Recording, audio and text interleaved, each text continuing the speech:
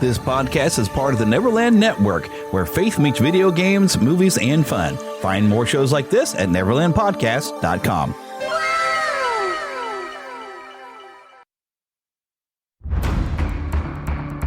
From days long ago, from uncharted regions of the universe, comes a legend.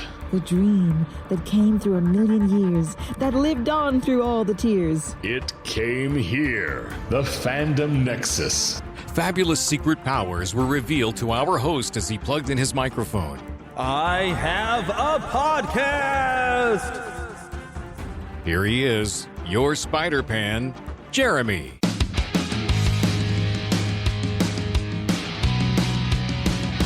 Hello, yes, I am back again. I know it's been a while. I don't think we'd had a single Fandom Nexus show in the entire month of November. There's reasons for that.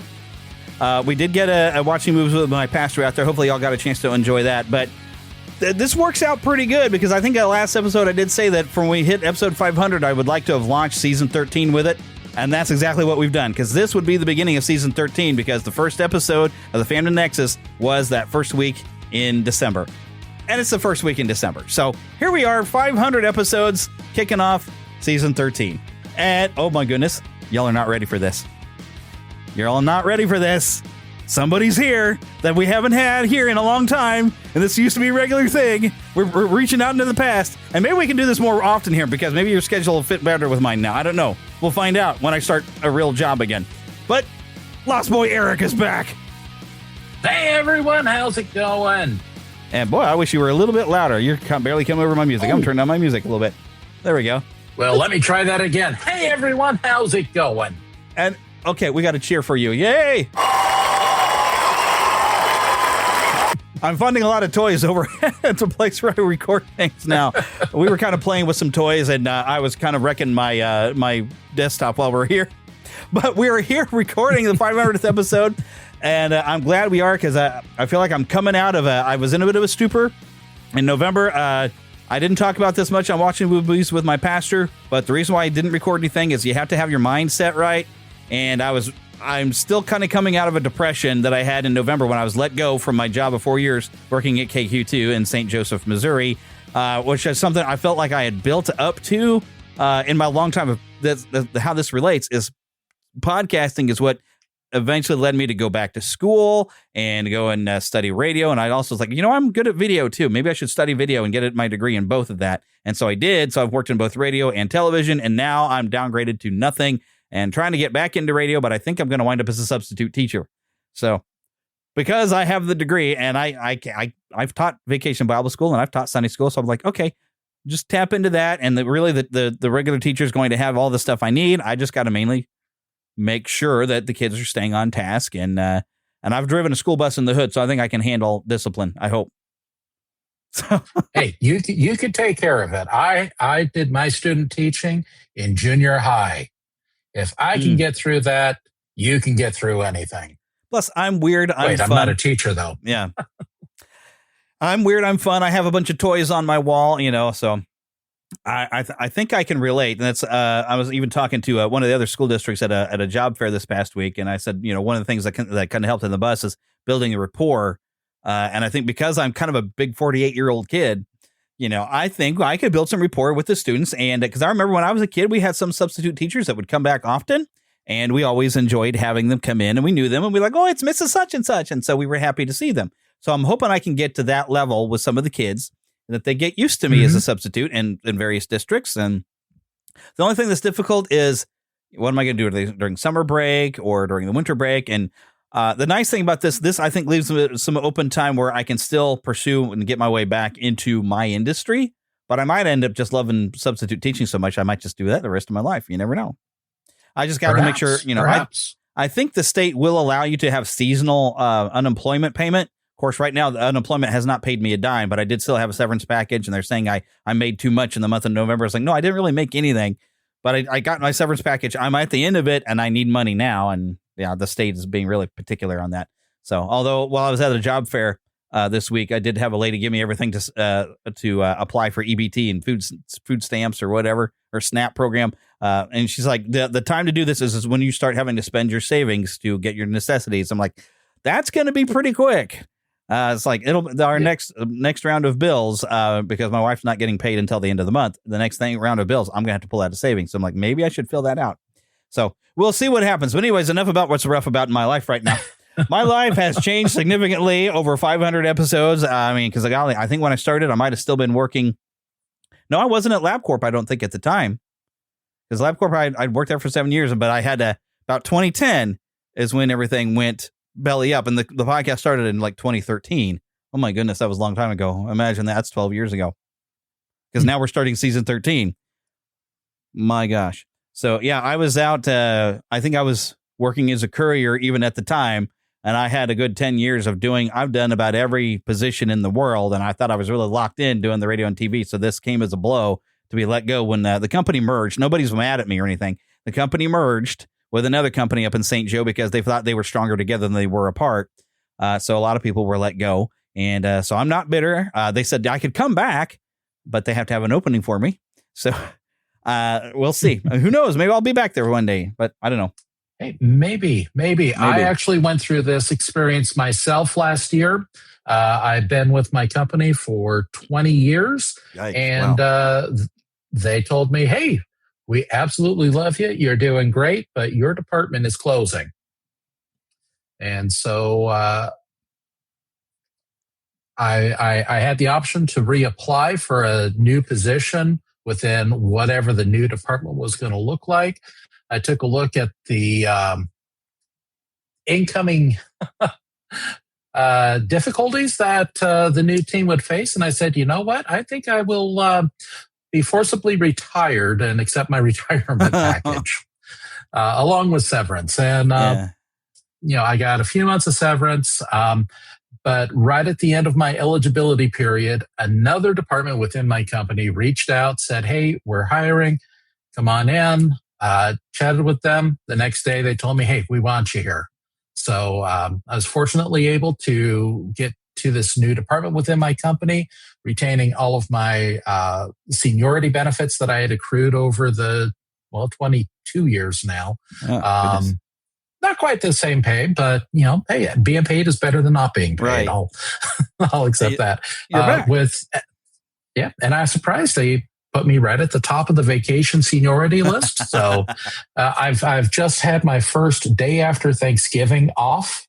I'm going to have the week of Christmas off this year. So, things in some ways, it's a little bit tougher, but in other ways, blessings have come from areas that I haven't seen. And, even with this new job I've got, I've been picking up some skills that are really benefiting me in other areas of my life that I hadn't considered. And they truly have been blessings from God. So hopefully that's what I'm looking at. I'm going to be better off by the end of all this. Exactly. Could be. And it could be because the substitute teaching seems likely. And maybe I'll just thrive as a substitute teacher and just love doing that. Because I still have this as an outlet, for not having my own show. I'd love to just work morning radio in a country station. Okay, sure. Why not? I could have fun with that. And they wanted a 60-second video when I was applying for it. And so I filmed a 60-second video, and I was supposed to say, well, why would people want to listen to you in the mornings on a country station?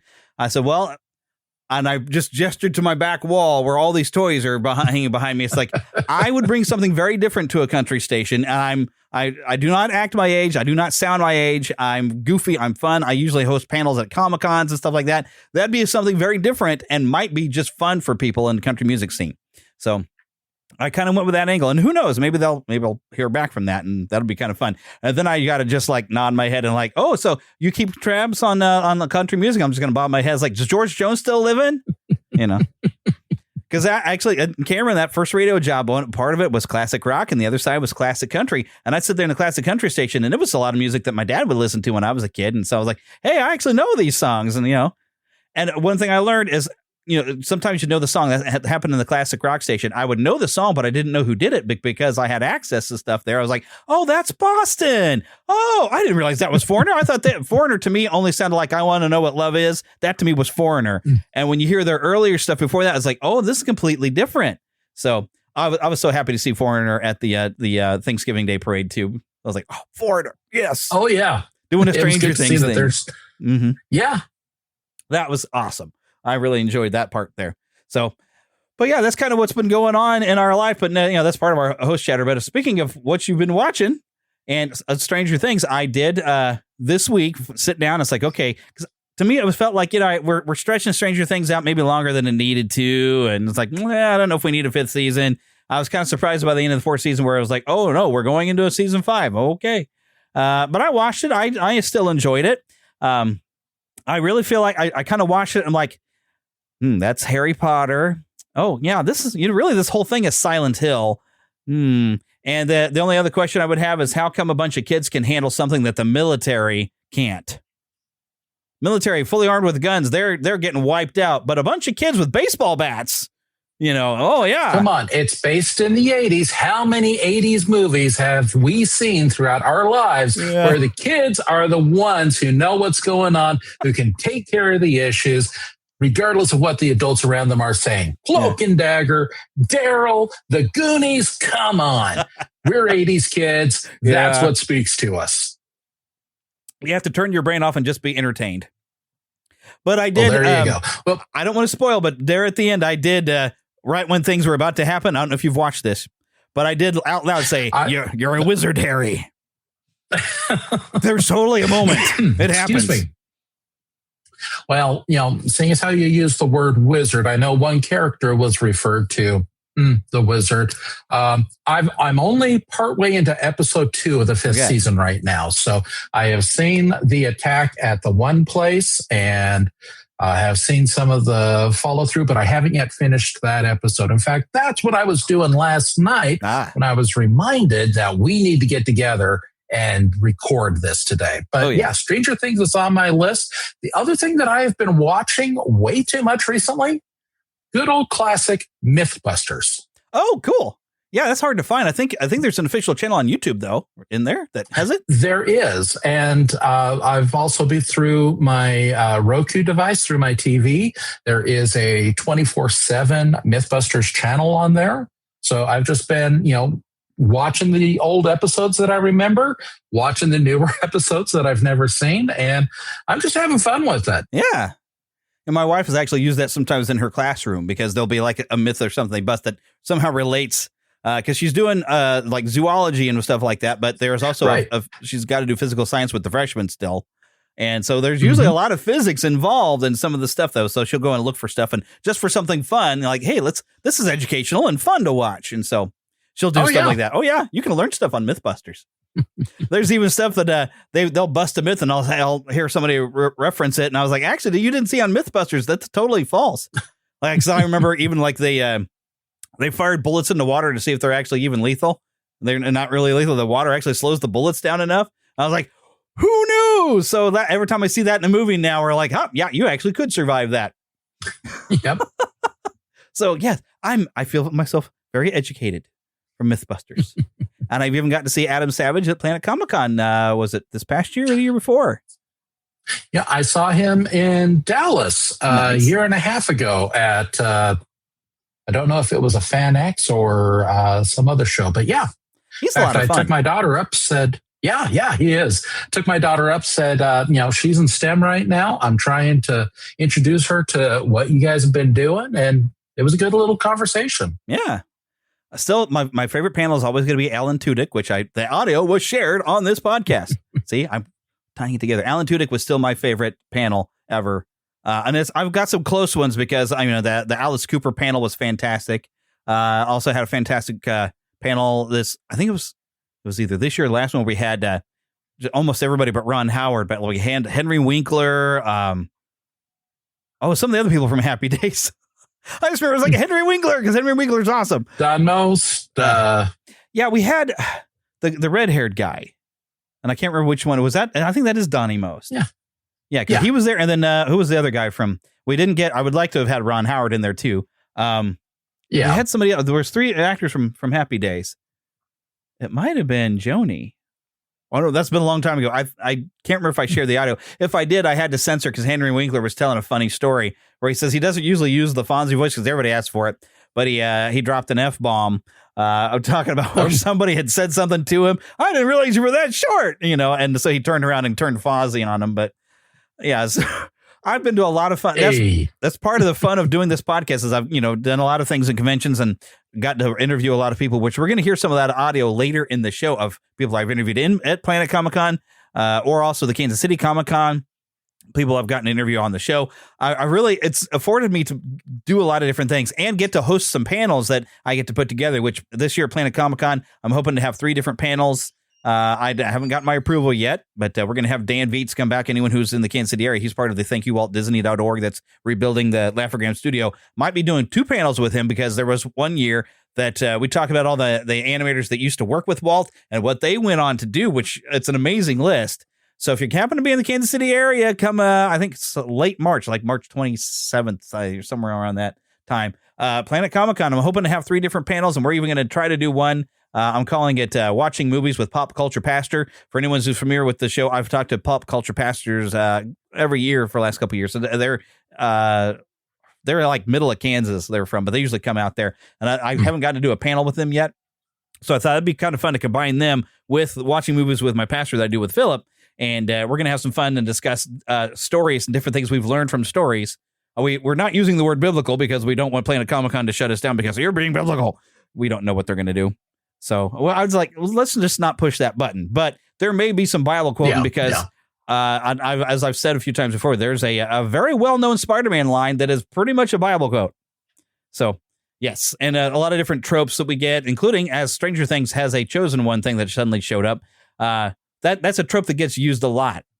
The concept of a chosen one. And a lot of different stuff we're working on. It's going to be a lot of fun. So make sure you come to those panels. But okay, so what have we been playing? Now, I was mentioning before that I'd started Final Fantasy VIII because I was working my way through them all in numerical order, except for 7 I've already played the dickens out of anyway, but I never platinumed it. But I got a platinum on 1 through 6 because of the Pixel Remaster, and I started up on 8, and I kind of got lost. There was this weird maze, which I realized I had to do is step in and get the number off of one thing, and I could have turned on the left, but there's a lot of goodies in there.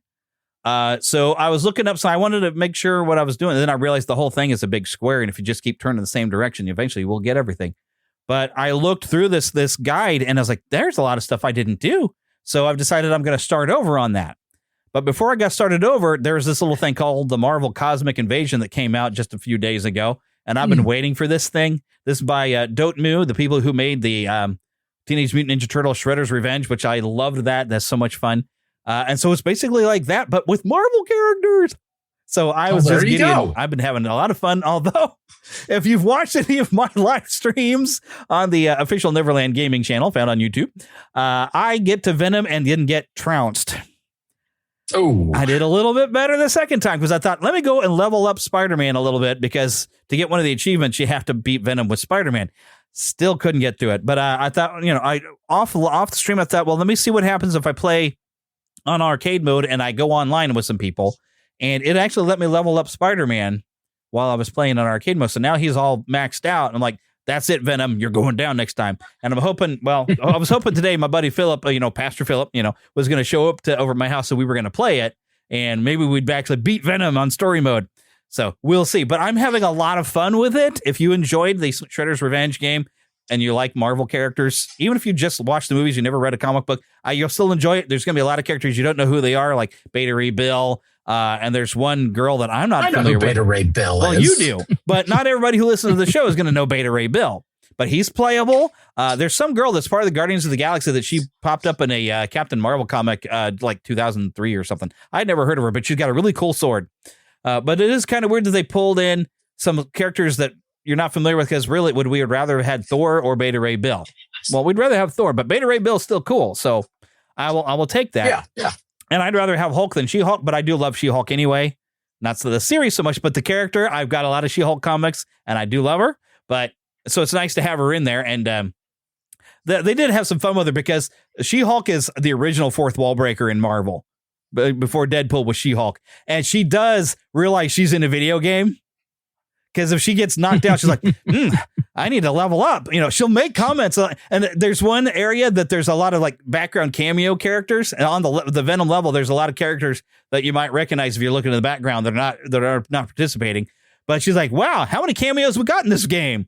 It's like, it's funny because she knows she's in a video game. I love it. It's perfect. I'm thinking at some point, maybe if they add some characters, Deadpool will probably get thrown in and he'll be able, the conversation with Deadpool and She-Hulk would be fun because both of them can be like, we're in a video game, you know? So there's a lot of, I bet there's going to be more characters added as times goes on because they did that with the Ninja Turtle game. We got Usagi Yojimbo and we got new levels and things added in all the time. So I expect we're just getting started with some of the fun.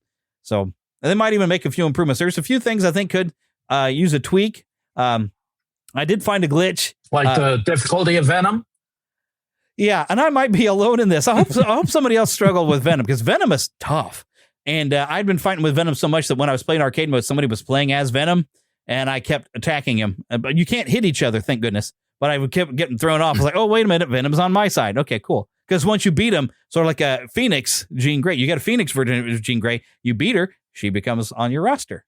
So you got certain characters you have to fight because they're getting corrupted by something. But the one glitch I hope they get fixed, and you can see this on one of my live streams, my second live stream. I was playing with Wolverine, and suddenly he wasn't hitting anything.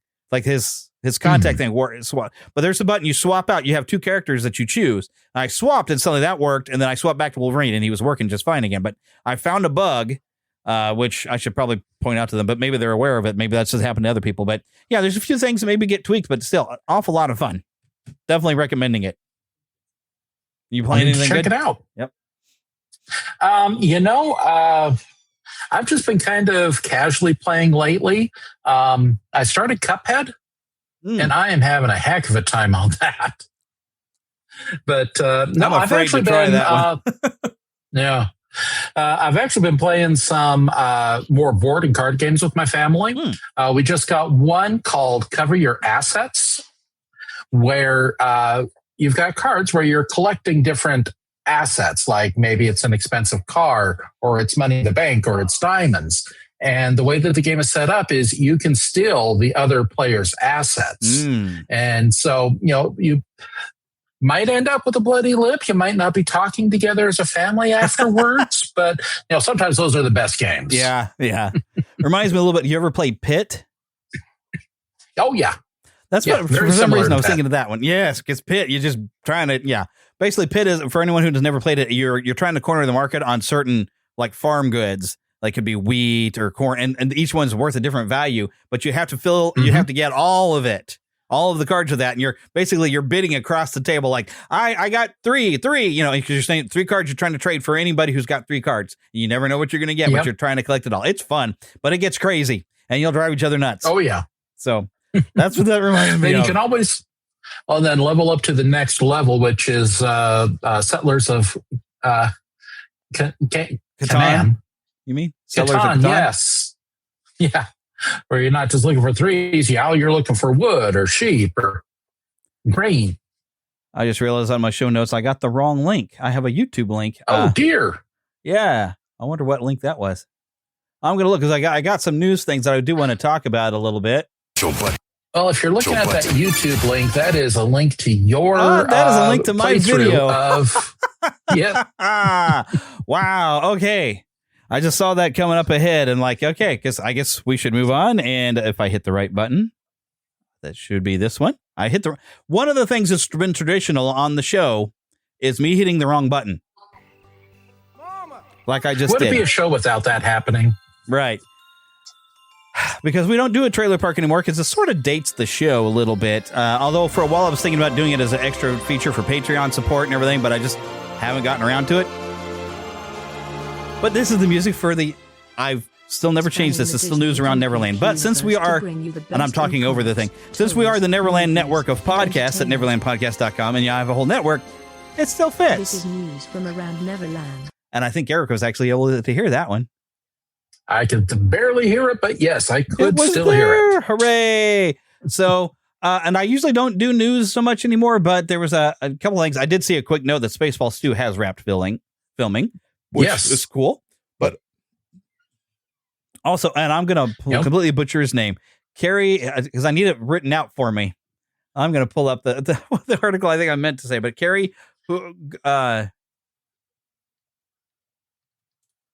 me see what I can find here.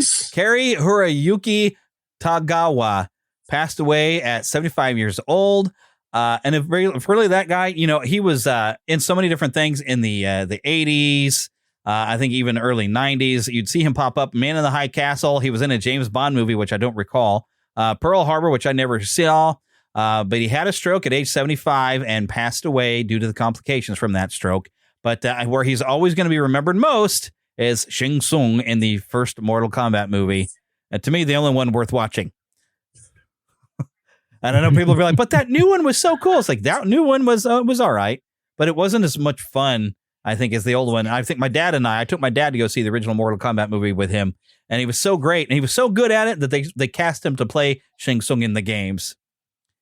And even watching some video, he talks about his journey into Christianity, East Orthodox Christianity, which I think is a step different from Catholicism, I think. I don't know. I'm not entirely sure, but he's as soft-spoken as he could be as a villain, where he has that menace underneath. He was really that soft-spoken in life, too, and it just kind of came out. But he's one of those guys, if you didn't know him by his name, and I butchered his name, I'm sure, but when you see his face, you're like, oh, him. And I remember when he was cast in Mortal Kombat, I was like, oh, yeah, I've seen that guy. He was never like a main character and stuff, but you'd always recognize him. Sort of like in the 80s, you'd always see that one. He's in Big Trouble Little China even, but he's got I think he's Chinese, but he's got the crazy strung out hair, kind of a bald head and a big mustache. But you would see him in all kinds of 80s action movies as a nameless thug, because he was very skilled. He could fight. He was great, like a stuntman. But like if you saw him, you're like, oh, yeah, him. And Carrie, you'd see his face in an 80s movie, but he would always have a great speaking role anyway. But when he popped up as Mortal Kombat, I was like, oh, that guy. And so he's been beloved for generations.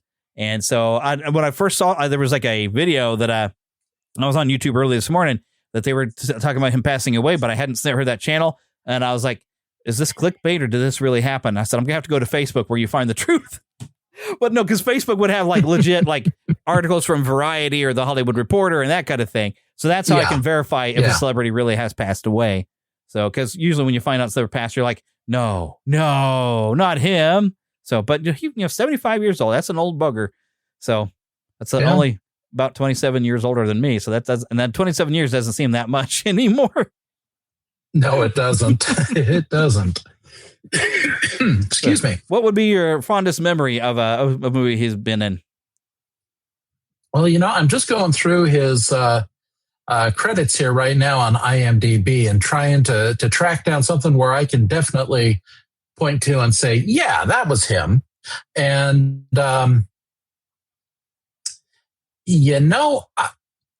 like you said, Big Trouble in Little China. That's probably what I most recognize him from. Was he in that one too? Yeah, you're right. He's got that voice as a... Yeah. I thought that's what you said earlier. Oh, no, it was a different guy. I was saying Big Trouble in Little China, but I was kind of comparing him to... There's a guy in Big Trouble in Little China that's kind of a bald guy. He'd always had kind of curly hair that would stick out from the sides and had this big, thick mustache. Yeah. But he was in a lot of 80s movies too, and Carrie he was a lot like that too. I have to look at his name to be able to try to pronounce it. Carrie Hiroyuki Tagawa. And I think I said it pretty good that time. But actually, he was in Big Trouble in Little China. He was uncredited. Oh, see, now I got to watch it again to see if I find him. There we go. Yeah. But, he's got some, credits here. MacGyver, Star Trek The Next Generation, The Last Emperor, Twins, Moonlighting. The Perfect Weapon. I remember that one. That was, it wasn't a great movie, but there's one I saw. License to Kill. Okay. But, it's character actors that, bring us back. Yeah. Really add that flavor and that spice to these movies and these TV shows. All right. I'm going to go and I'm jumping into the Big Trouble in Little China. I'm going to see if I can find that dude. Craig Ing. That's one ear. I wonder who that would be. I'm trying to see if somebody who looks like the guy I was thinking of he was like a stunt man. And he was always playing evil thugs back in the 80s. Let's see. We're going down a rabbit hole right now. Let's see if I can find a button that shows the entire cast. All cast and crew. There we go. He'd be a nameless character. Excuse me. Oh, my goodness. I am so sorry. Actually, it does give us a name for him. Wing Kong Man. Yeah, for Carrie. It gave him that. But Oh, there he you're is. looking for the other guy now. Al Leong. He was a Wing Kong, but he's kind of a balding, had a high forehead, but he had like really fluffy hair. I'm gonna post a link up. But his name is Al Leong. I'm gonna put this in the chat inside of the Riverside that we're using, so you can go and look at the guy and like, yes, that's. Oh, wait, what? Where's the thing? It's not showing up. Oh, the public chat there or studio chat. Oh, there we go. There we go. Yeah, follow that there link, and you'll look at him and be like, that guy. But he reminds me a lot of Kerry Tagawa because of the fact that you would see him in everything. But this guy, he was in a Die Hard. He's played Genghis Khan in Bill and Ted's Excellent Adventure. I wonder if this actor is still living. But yeah, that guy. He's one of those dudes. Oh my goodness, he was born in St. Louis, Missouri in 1952. How cool is that? He's a local. There you go. There we go. But anyways, okay. But I'm talking about a different actor. but I always, those two guys, you would always see them as playing some sort of villain somewhere in the background, or when they needed an Oriental character, they would find one of these two guys, and you would always recognize seeing them. So you might not know them by name, but then you'd see them, and you're like, oh yeah, that guy. And Mortal Kombat was the one that really, I think, propelled him to where we all like, yeah, that guy. And then he's getting to play a full character, like a main villain. He was so good at it we all just loved him from that point on and everything he did. So, and it's kind of like Wes Studi. He's one other guy who usually plays Native Americans and everything. He was in Last of the Mohicans. Every time you see him pop up, you're like, oh, Mystery hey, Men. him. The which one? Mystery Men. Yes. He had a great role in Mystery Men, but he always popped up and stuff. And actually, one of the things while I was in college, there was an independent film we got to edit a scene, and it was an independent film that he had done. And I was so excited to do it. I was like, it's Wes Studi. I love him. So, but yeah, there's those actors that are not like the big names, but you always see them and you recognize them and you just love them because they're just such good character actors. And Kerry was definitely one of those people. So seeing that he had passed away, it kind of broke my heart a little bit this morning. All right, but I want to take a quick moment to tell y'all about Dubby. If you go to neverlandpodcast.com, there's a big logo for Dubby. You'll see it right there, big white letters, or go to dubby.gg and use the discount code Neverland. If you happen to need a boost of energy because you're playing some video games or trying to listen to this crazy podcast and you don't want the jitters because that might make you nervous, Dubby has drink powders, all kinds of different flavors. You just mix it in with water. You can get drink cups and everything. It's a fantastic little company. Make sure you go in there and check it out. That is Dubby. And find it, once again, the link's at neverlandpodcast.com, the home of the Neverland network of podcasts. There we go. And now I can finally hit. Yeah. Oh, I was about to say, there is one more bit of news that came out actually late last night, early this morning.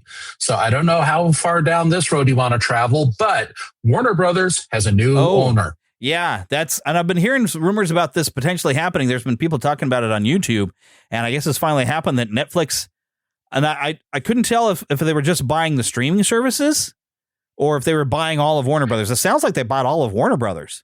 It sounds like that's the case. They've got all of Warner Brothers. So not only are they in charge now of DC, Looney Tunes, we're looking at future film versions of the Wizarding World.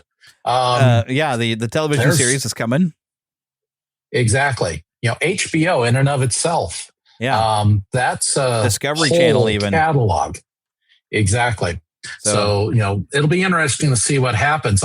Personally, my concern, I don't want to see us lose movie theaters out of a deal like this. That experience of going to a movie, regardless of how expensive it's been getting lately. Yeah. There's the still prices went up for COVID and they forgot to put them back down when COVID was over. Exactly. But there is something special about being in that theater, having that bucket of popcorn, your $15 drink, right? Being in an audience who is just fully invested in the film that you're watching. Yeah. As crazy as The Last Jedi was, the response of the audience during the scene with the Praetorian Guard was one of those experiences you can only have in a huge audience. Yeah. And I will admit, there are drawbacks now going to the theaters, because if you go like a Friday night and you have a bunch of teenagers there that really don't care about the movie, they're just messing around. I've had that happen and nearly ruined a movie going experience for us once. I understand that happens. So that's why I go to the early shows, go to early Saturday morning shows. And that doesn't happen. That's where I've been able to go this, that's usually when I go anyway. But that's when I've gone like Fantastic Four, which I actually liked. I was surprised. We haven't done a movie review in a while, but yeah, I actually liked Fantastic Four First Steps. I didn't expect to, but I had fun. They kind of pulled me up. And the first 5 minutes was just like, oh, I feel it in my little Marvel heart. That was really good. So that one and Superman have been my two big movies of this past year. I really enjoyed. Oh, yeah. So, but I actually have a movie review for now, my too. family just saw Wicked for Good. I'm not sure I'm going to go see that. Yeah, definitely not my we've thing. Got I Five hate Nights. this deconstruction where they turn the villains into the bad guy, the good guys, and flip it. I hate that. It ticks me off royally. So I'm like, I have no interest in seeing anything Wicked. Yep. So we've also got Five Nights at Freddy's 2 coming out. Yeah, which I've heard is not as good as the first one, and I didn't like the first one. So I'm like, I don't care. Yeah. Well, I've got a 13-year-old who cannot wait for it. And at least it's PG-13, so, it's not gory, so you can go. Unlike Demon Slayer, which she also wanted to see. Oh, yeah, I heard something about him. I've been told I should probably watch that anime, but I haven't gotten around to it. So there's a lot of lists of animes, but Heather's the one who picks the animes we watch around here, so I watch whatever she tells me to.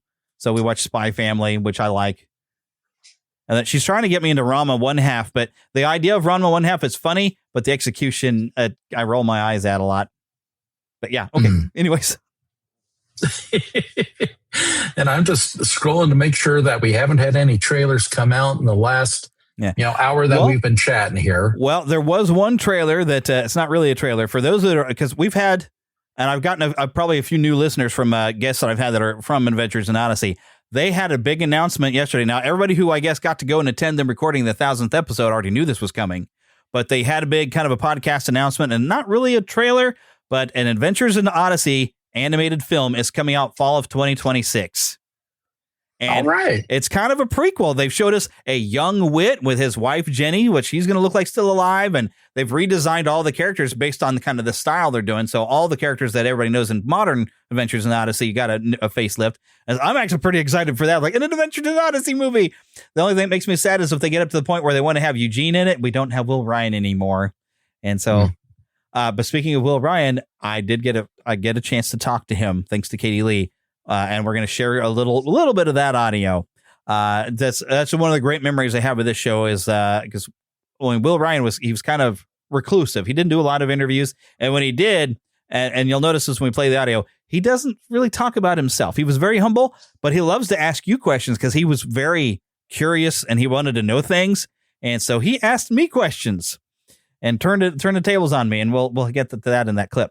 But yeah, that's the only news that I know of. I wanted to talk about how excited I actually got when they put those photos for The Legend of Zelda out there and got to see the actors in their costumes in New Zealand. I got excited. I looked at that and I said, ooh, this might actually be good. So I'm pretty excited. No, I just went, yeah. Exactly. Yeah. Exactly.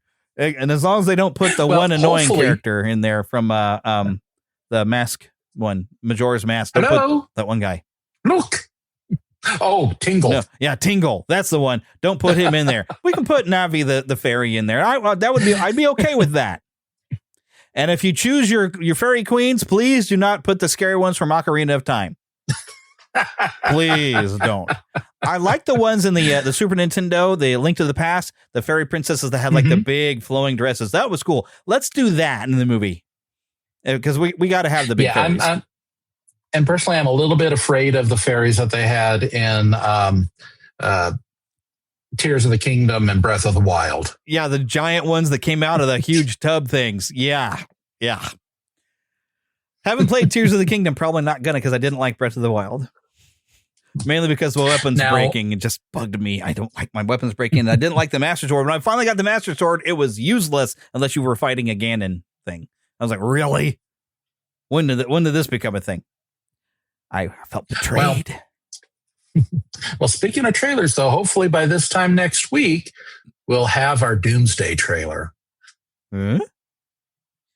Avengers Doomsday. Oh, okay. You said Doomsday and my brain was going Superman. I was like, what? Is there something with Doomsday coming? But Avengers Doomsday. Okay. Yes. So I don't get to the point where I get excited about Marvel movies anymore, but Fantastic Four showed me that they got something, but I'm still kind of like, and I haven't really watched the last few Marvel series because I'll go back. I'm going to try to watch the new Avengers, I guess we should call it. I forgot what they called it in the theater before they Thunderbolts. Thunderbolts. I'll probably go to watch it because it didn't look like it was going to be that good. I was kind of iffy, but people said, oh, it's not terrible. But like that, I've been burned on so much Marvel before. Like, yeah, you guys are tanking it, but Fantastic Four showed me that maybe they can turn this around. So I'm like, well, I don't know. Let's see, because it feels like the new Avengers might be super bloated, but they had all the different characters they were going to put into it. But we'll see. So the trailer's going to have to show me something. Because I'm ready to be surprised because Fantastic Four surprised me of how much fun I had on that one, even though I've got Pedro Pascal fatigue, I think, big time. So all of us do. Yeah. But you know what? I could get past that. And I still had a great time with that movie. Because like I said, the first 5 minutes of it, when they're kind of giving you some history and we're living in 60s Fantastic Four time, which is like, oh, that little kid in me was going, this is so cool. So, yes, if they can get into that. So if we get a Doomsday trailer and it taps into that feeling again, I'll be in for that. I'm down with that idea. All right. Okay. But anyways, I was going to do a quick movie review, which I believe is this button. Oh, want to see a movie? Yeah. Any good? It was bad? I'm fuzzy on the whole good bad thing. My eyeballs could have been sucked from their sockets. I like it a lot. The best movie ever made. A Fandom Nexus movie review. Okay, now I didn't go and dig up a lot of information about this movie because it's been out for a long time, and I've been hearing for the longest time that I needed to watch it. And so this morning I was like, I got some, because I needed to go pick up some prescriptions, but I had to wait for the pharmacy to open. And even with me not working, my wife gets up early to go to work. The cats get all woken up, so the house is in chaos. And so I'm like, okay, I'm getting up. So I decided while I was waiting for the pharmacy to open to watch K-pop Demon Hunters. Finally. And the weird thing is like a lot of like Christian Facebook groups or whatever have been saying like, oh, there's such a Christian message in this movie. And I was like, well, that's nice, but not really. This is based on a lot of Asian style mythology of how demons work. And so I didn't see, some Christian messaging. I mean, I thought there was a kind of a nice feel good thing towards the end. But I got to say, and this doesn't discredit the movie really at all. It's just for my thing. I don't like pop music or K-pop music. I did not enjoy the music. I couldn't even understand half of what they were singing in most of the movie. But I was like, okay, can we stop the music? And I got to say, Sony Animation must think that part of what made the Spider-Man movies that they're making, the animated Spider-Man movies, good was that choppy computer animation. Now, with those Spider-Man ones, I kind of they were trying to make it look like a comic panel had kind of come to life. And even some of the backgrounds kind of led to that and some of the transitions they would do. There was no reason to do it in this one. And I don't like choppy computer animation. I don't even like hand-drawn when it's super choppy. That's why I cannot get into the Avatar cartoon series because the animation is so choppy. I can't. It's painful for me to watch. It just looks bad to me. I'm used to Disney quality animation where it's perfectly smooth, and even their television animation is just amazing. It looks good. And so I can't, I just don't like choppy animation. And they did the choppy animation as a purposeful choice. When you do it on a computer, you're choosing to do it because you don't have to do it. And I didn't understand the choice to do that. And so like 4 minutes in, I was tempted to turn it off, but I was like, you know what? Let me get my coffee and some cereal here. And I'm going to eat my hot cocoa flavored Life cereal. And I'm going to just go through it. I will say there was some plot. I'm going to presume, because this is such a big thing, that you've probably seen this. If not, you might want to put your hands over your ears, la, la, la, la, and sing a K-pop song to yourself. I found there to be some plot holes. One of them being like, so Rumi, which is one of the few names I could actually catch of a character, her patterns from being half demon start going up her neck, and suddenly her voice is getting interfered with. Okay, if that's going to be one of the rules of this, how come the demon characters come out and their patterns run up their neck, their heads, everything, but it doesn't affect their voice? I didn't understand. I needed an explanation and nothing seemed feasible. The other thing I thought was, it's not a full plot hole, but it says that Rumi is half of a hunter, which would be a human, and a half demon. Now, that's an interesting story. How did that happen? Because we see throughout this that the hunters hate demons.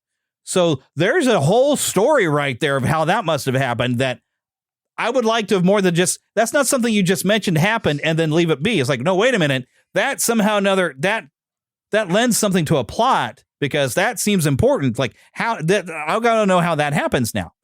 And that gives you a reason for a sequel. I don't know if I'd watch a sequel. I might. I mean, I kind of liked it overall, but overall, some of the stuff they did, I thought Teenage Mutant Ninja Turtles did it better when we're sitting there and the girls are sitting there and they're jamming away on snacks, reminded me of Ninja Turtles. Some of the scenes of the what's barely their fight scenes reminded me of the computer animated Teenage Mutant Ninja Turtles movie where they would just kind of have, POD or something would be playing and we'd just be hopping around and seeing all the different turtles fighting just nameless thugs and just like not even struggling like. And that it kind of works. I prefer like the original Ninja Turtles from 1990 where you'd cut to different turtles, but there would be almost some story going on with their bit of combat instead of we're just hopping and we're just slicing through demons, and like nothing, no big deal. And I was like, but it's like, yeah, Ninja Turtles I think would do with that better. It also reminded me of Powerpuff Girls with the Rowdy Rough Boys because we get a boy band put together that's like, yeah, it's the Rowdy Rough Boys. It instantly jumped in my head. And even with these three girls, because they have, as you do, each one has their specific personality trope, and they're almost one-dimensional, but not quite, which is kind of the Powerpuff Girls, kind of the Ninja Turtles. They have that. This is their particular personality, and you'll have a little bit of variety within that. But they kind of have that going on. But I was still entertained by this. Like I said, I didn't see anything that mirrored any Christianity, but I did I do love a good redemption story. And that when that started kind of coming around, that was coming around, I was like, okay, so I'm saying this is good and this is definitely worth watching. I didn't like all of it, but I was entertained. This is not the greatest thing since sliced bread that everybody said it was, but it's definitely fun and I appreciate it and I enjoyed it. And am I going to recommend it to others? Well, I might say my wife would probably like this. One thing that I thought was weird in the animation is it's very anime style. Even the tears that would suddenly burst down their face. It looks like they're trying to make it look very much like an anime. And in order to do that, they even got like hand-drawn stuff will suddenly pop up on their faces for the facial expression to mirror anime. And I thought that was a little weird. And I was sitting there thinking, you know what? This might have worked if you just did it as an anime instead of computer animating it like this. Just do it hand-drawn would have made it like 10 times better in my book. But overall, yeah, it's worth watching. It's fun. I think you'd enjoy it. And I mean, it didn't really pick up. The story starts getting interesting where you're like, oh, I wonder how this is going to go. So you're kind of curious, but I was like, okay, I did notice like I'd pause it to go and, put my dish away or go to the restroom. And I was like, I'm only this far into it. I thought it'd be closer to the end by now. So I did have that where I was like, I'm looking for the end to happen. But once we started getting closer to the end, it did. When business picked up, it really picked up and it kind of sucked me in again. I was like, okay, now we're getting somewhere. But yeah, I think they could have trimmed it down, but or at least given a little bit more story to Rumi's parents, like how that happened, and maybe a little bit more for their adoptive mother trainer. There seemed to be a bit more story with that we could have done. I think maybe if we'd have put more of that in to kind of keep me invested, maybe it would go longer if you could keep me invested because you're telling me more bits of story that builds up the characters a little bit. It might have been better, but yeah, I would give this a solid, 2.5 out of 5 stars. Where I think you're going to be entertained, but it's not going to be it shouldn't be the end all be all. But if you really like the style of music, you're going to sing along and just have fun with the music, and that's fine. Enjoy the music then. That's great. Just not my style at all. Yeah, and you all can't see Eric doing the Saja Boys shoulder dance. The shoulders. Got to do the shoulders. I'll admit our home has become a K-pop Demon Hunter fan home. With that said, my 13-year-old introduced it to us.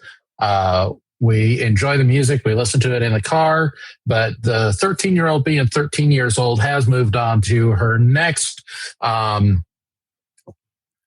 mania, which happens to be the Hunger Games. So, golly. But but we've enjoyed watching it. I do think that there's definite themes of redemption that are in there. And yeah, this is based on Korean folklore. Yeah. So, any Christian messages, it's going to be through allusion or through comparison and not a direct, this is a Christian story. But, it's something that we've enjoyed. And, I I'd probably give it a 3. You're right. It's not the greatest thing ever.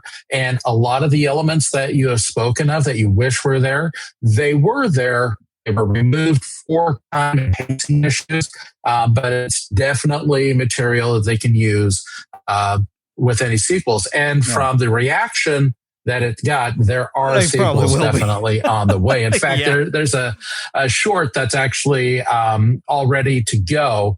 I don't know when the date is that they're going to release it, but it is going to be a short that talks about, the history, maybe, the group that Rumi's mother was in, or it's an origin story for their own group. Don't know yet, but that's still to come. But I can see how it's going to be great for some people and not somebody else's cup of tea. Yeah. But it's still fun. You're right about the animation. Oh yeah, definitely. The animation style, is great for the Spider-Verse movies. Mm-hmm. I really didn't mind it in this film, but I saw the next film that Sony is releasing called Goat. No, please don't continue using it. It's definitely in that movie as well. Oh no. About basketball player or basketball playing goat.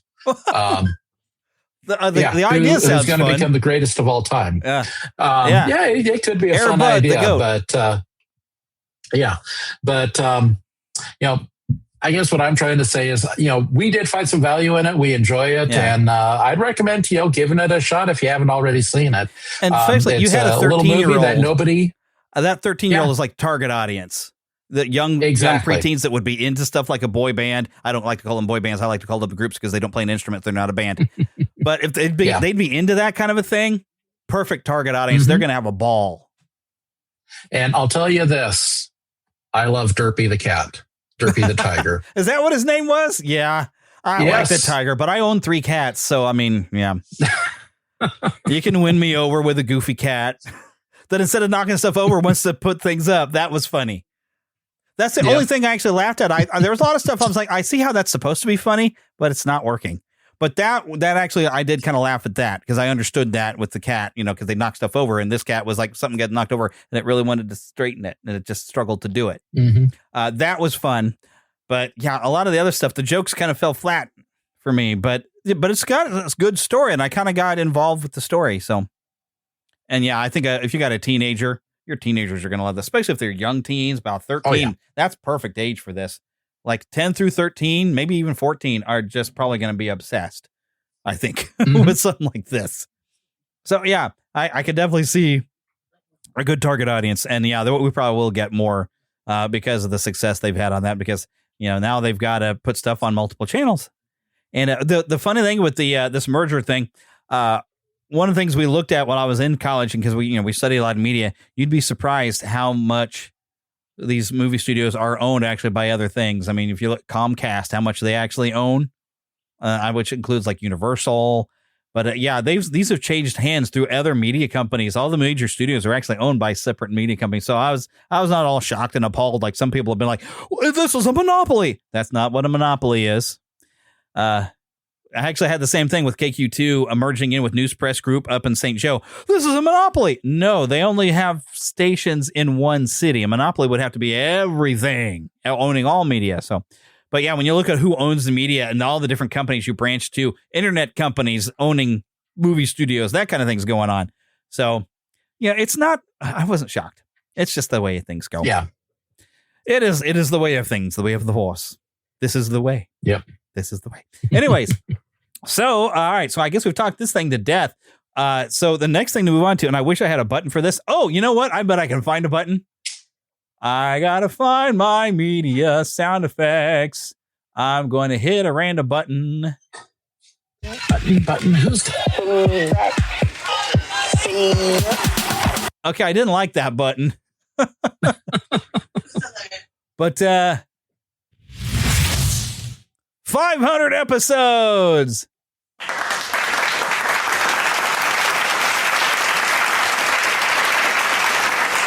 There we go. Riverside has a lot of fun buttons, y'all. So this is the 500th episode at the beginning of the 13th year, and there's been times, I'll admit, that I've thought, is it time to quit? Is it time to do I still have more ideas?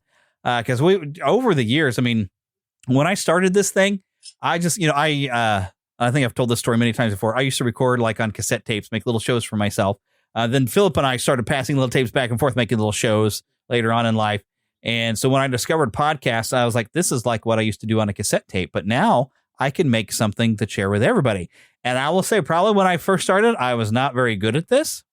I didn't know how to entertain it. And I was just sharing audio that I'd had. I shared like even a record that I'd found that back, before everybody had a VHS in their house to watch Star Wars. It had, I believe, Roscoe. I can't think of his name. But if you heard his voice, he was a big in the 80s on television, played a lot of different characters and grandfathers, had a great voice, but he's telling the story of Star Wars with clips from the film. And I shared the audio of that record, which probably is a copyright violation that I did that. But I would share different audio, and through the years, but I started out, it was kind of like, this is the place where we just don't grow up. And it was me. It was a bit of nostalgia. It was me trying to be a big kid again, but at the time, I was still amongst the Disney obsessed. I've kind of grown out of that. But so it became kind of a Disney show because Disney was doing everything that I loved at the time. Not everything that they've done here in the last few years I've loved anymore. So I don't get excited when Disney puts out a new film. Although I'm hearing some nice things on Toy Story 5. I'm trying not to get a little excited, but part of me kind of was thinking, maybe, because I like the idea of what they're doing with Toy Story 5 with how electronics are replacing toys, because I'm like, I think we want to wake up and say, hey, because we were talking about this actually while I was in college, that like kids don't play with toys so much. Now the people buying toys are adults, which is why they're so expensive. Because not that I play with these, I just collect them and I have them on the wall. Ooh, you got some cool Transformers even. But yeah, see, adults are collecting toys and kids aren't playing with them. They're playing with their phone. And I think we've lost something. I'd like to. I know there's kids that live in my neighborhood. I'd like to see a lot more of them out playing outside with each other, playing with toys. And so I think that a movie with that message sounds good. I just want to know how come Woody's back. I don't mind him being back, but I want to know that part of the story. It's like, oh no, so I'm kind of excited for the message of that. But overall, like compared to where we were, we were basically doing a Disney show with occasional stretches outside of Disney. And I even noticed like as listenership grew, when I would do a non-Disney show, some of them didn't download it. I'd put something in the title like, oh, that's not Disney. And that's where I've learned. That's why I like to, some people are still going to be mad, but I call it the cult of Disney. Anything Disney, doesn't matter. They'll absorb it and love it. There are people like that in the world that you're not allowed to criticize. I'm glad I'm not really part of that. I'm still can be critical, even though if I love it, and I still love Mickey and everything. But I now, as we've become the Fandom Nexus, I feel more free to cover everything that just makes me feel like a kid again, and it's just fun. And so I've gotten to branch out and do a lot of different things since we go in the Fandom Nexus. But just had a great time. And you were, let's see, how many years were you with me? Oh, let's see. Some, many, lots. Yeah, quite a few. And it's funny because we actually work pretty well together because we both have that weird dry sense of humor. And so we were funny together. I'm funnier with you than I am on my own. I can definitely say that because you actually got some really good little liners that you'd pop up with that are just hilarious and you'd crack me up. So we've had a lot of fun doing the show, but I think it was around COVID where it started getting difficult to match scheduling and all this junk. And so I'd like to get back on the schedule. Quite honestly, I had to be an adult. Work was really crazy with overtime. In fact, even as it is, I'm still doing overtime even with this current job, and I'm on a 4-10 shift most of the time. But currently, the last 2 weeks, it's been 5/8, and I've enjoyed having my afternoons back. Yeah, so it's the challenge of doing this kind of thing is you want to be able to have co-hosts with you, but you have to have like something regular. And one of the things that kind of changes the show is I used to record all the time on Sundays, but then we entered the Mahomes era. And, instead of casually being a Chiefs fan and watching them lose or, occasionally do okay, suddenly Patrick Mahomes shows up and suddenly, oh, we're in the playoffs. Oh, we're in the Super Bowl. And so now it is Sundays are Chiefs days. So I'm glued to a screen, even though this year has been rough. I'm still watching. So, But yeah, I've turned my my ability to watch a Chiefs game like casual, like, well, let me keep an eye on it, but let me record this show. Now it's like, no, I let me do the show some other time. So I've gotten more to a different release schedule. I try to record in the middle of the week, and I've been releasing like on Wednesdays mostly, and trying to get a few other shows in there. But so, I mean, everything has really changed. And if you listen throughout the course of the show, you hear me go through different jobs when I went back to school and all that kind of things. I mean, my life is just complete. I've gotten older. I've got more gray hair in the beard that y'all can't see because I'm not recording the video.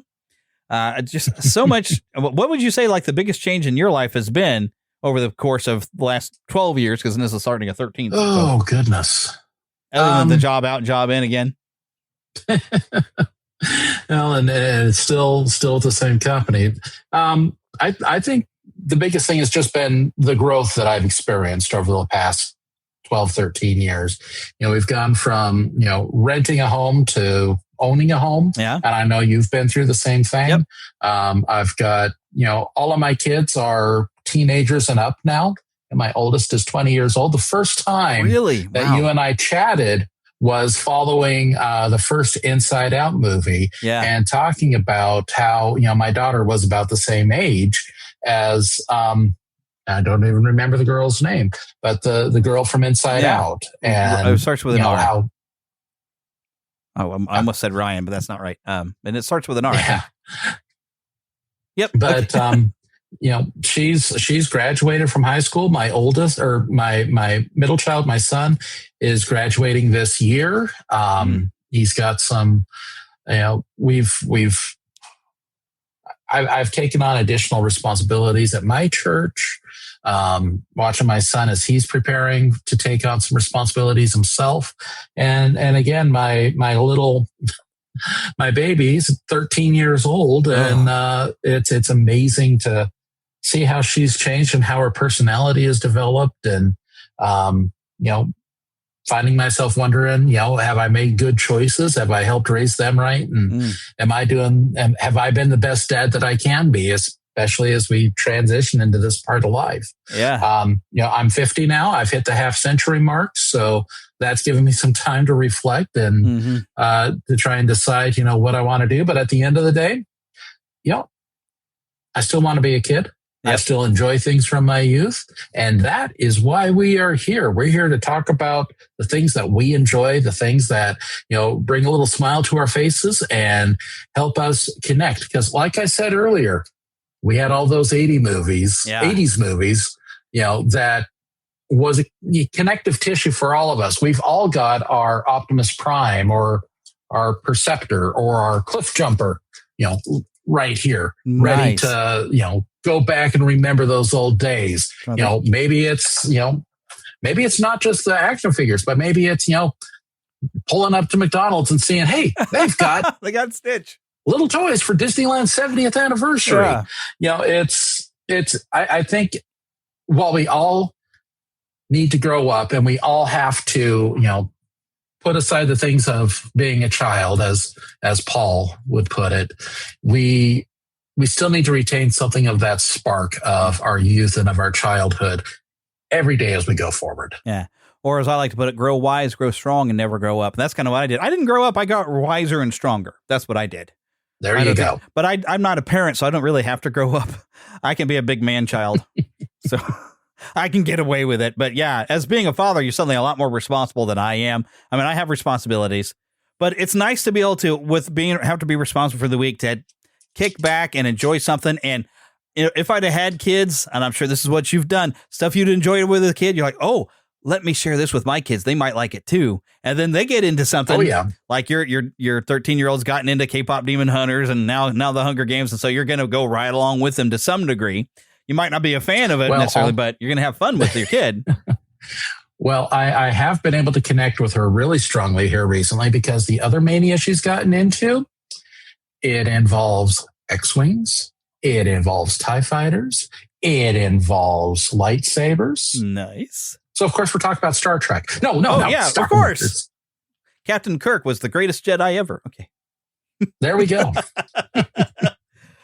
Which, by the way, trying to get her. There we go. William Shatner is coming back to Planet Comic-Con, y'all.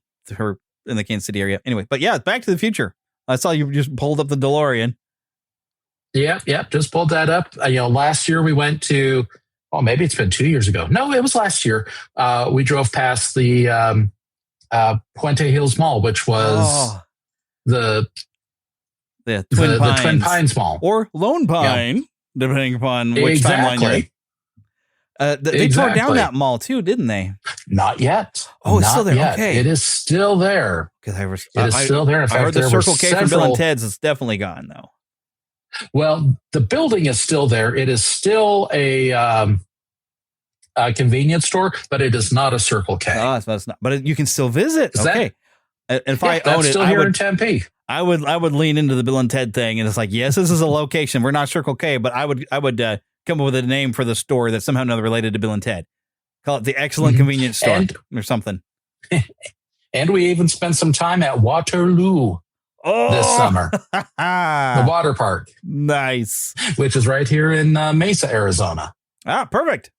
There you go. So, yeah, that's actually one of the things that'd be fun to go to. Like, I'm at Waterloo. And then you'd want to have a swimsuit that was like, look like French underwear or something. So there you go. See if you could get away with it before they throw you out the park. And then you pretend you don't speak English, so you don't know what they're saying when they're throwing you out of the park. Monsieur? But I'll tell you, it's French fries? French toast?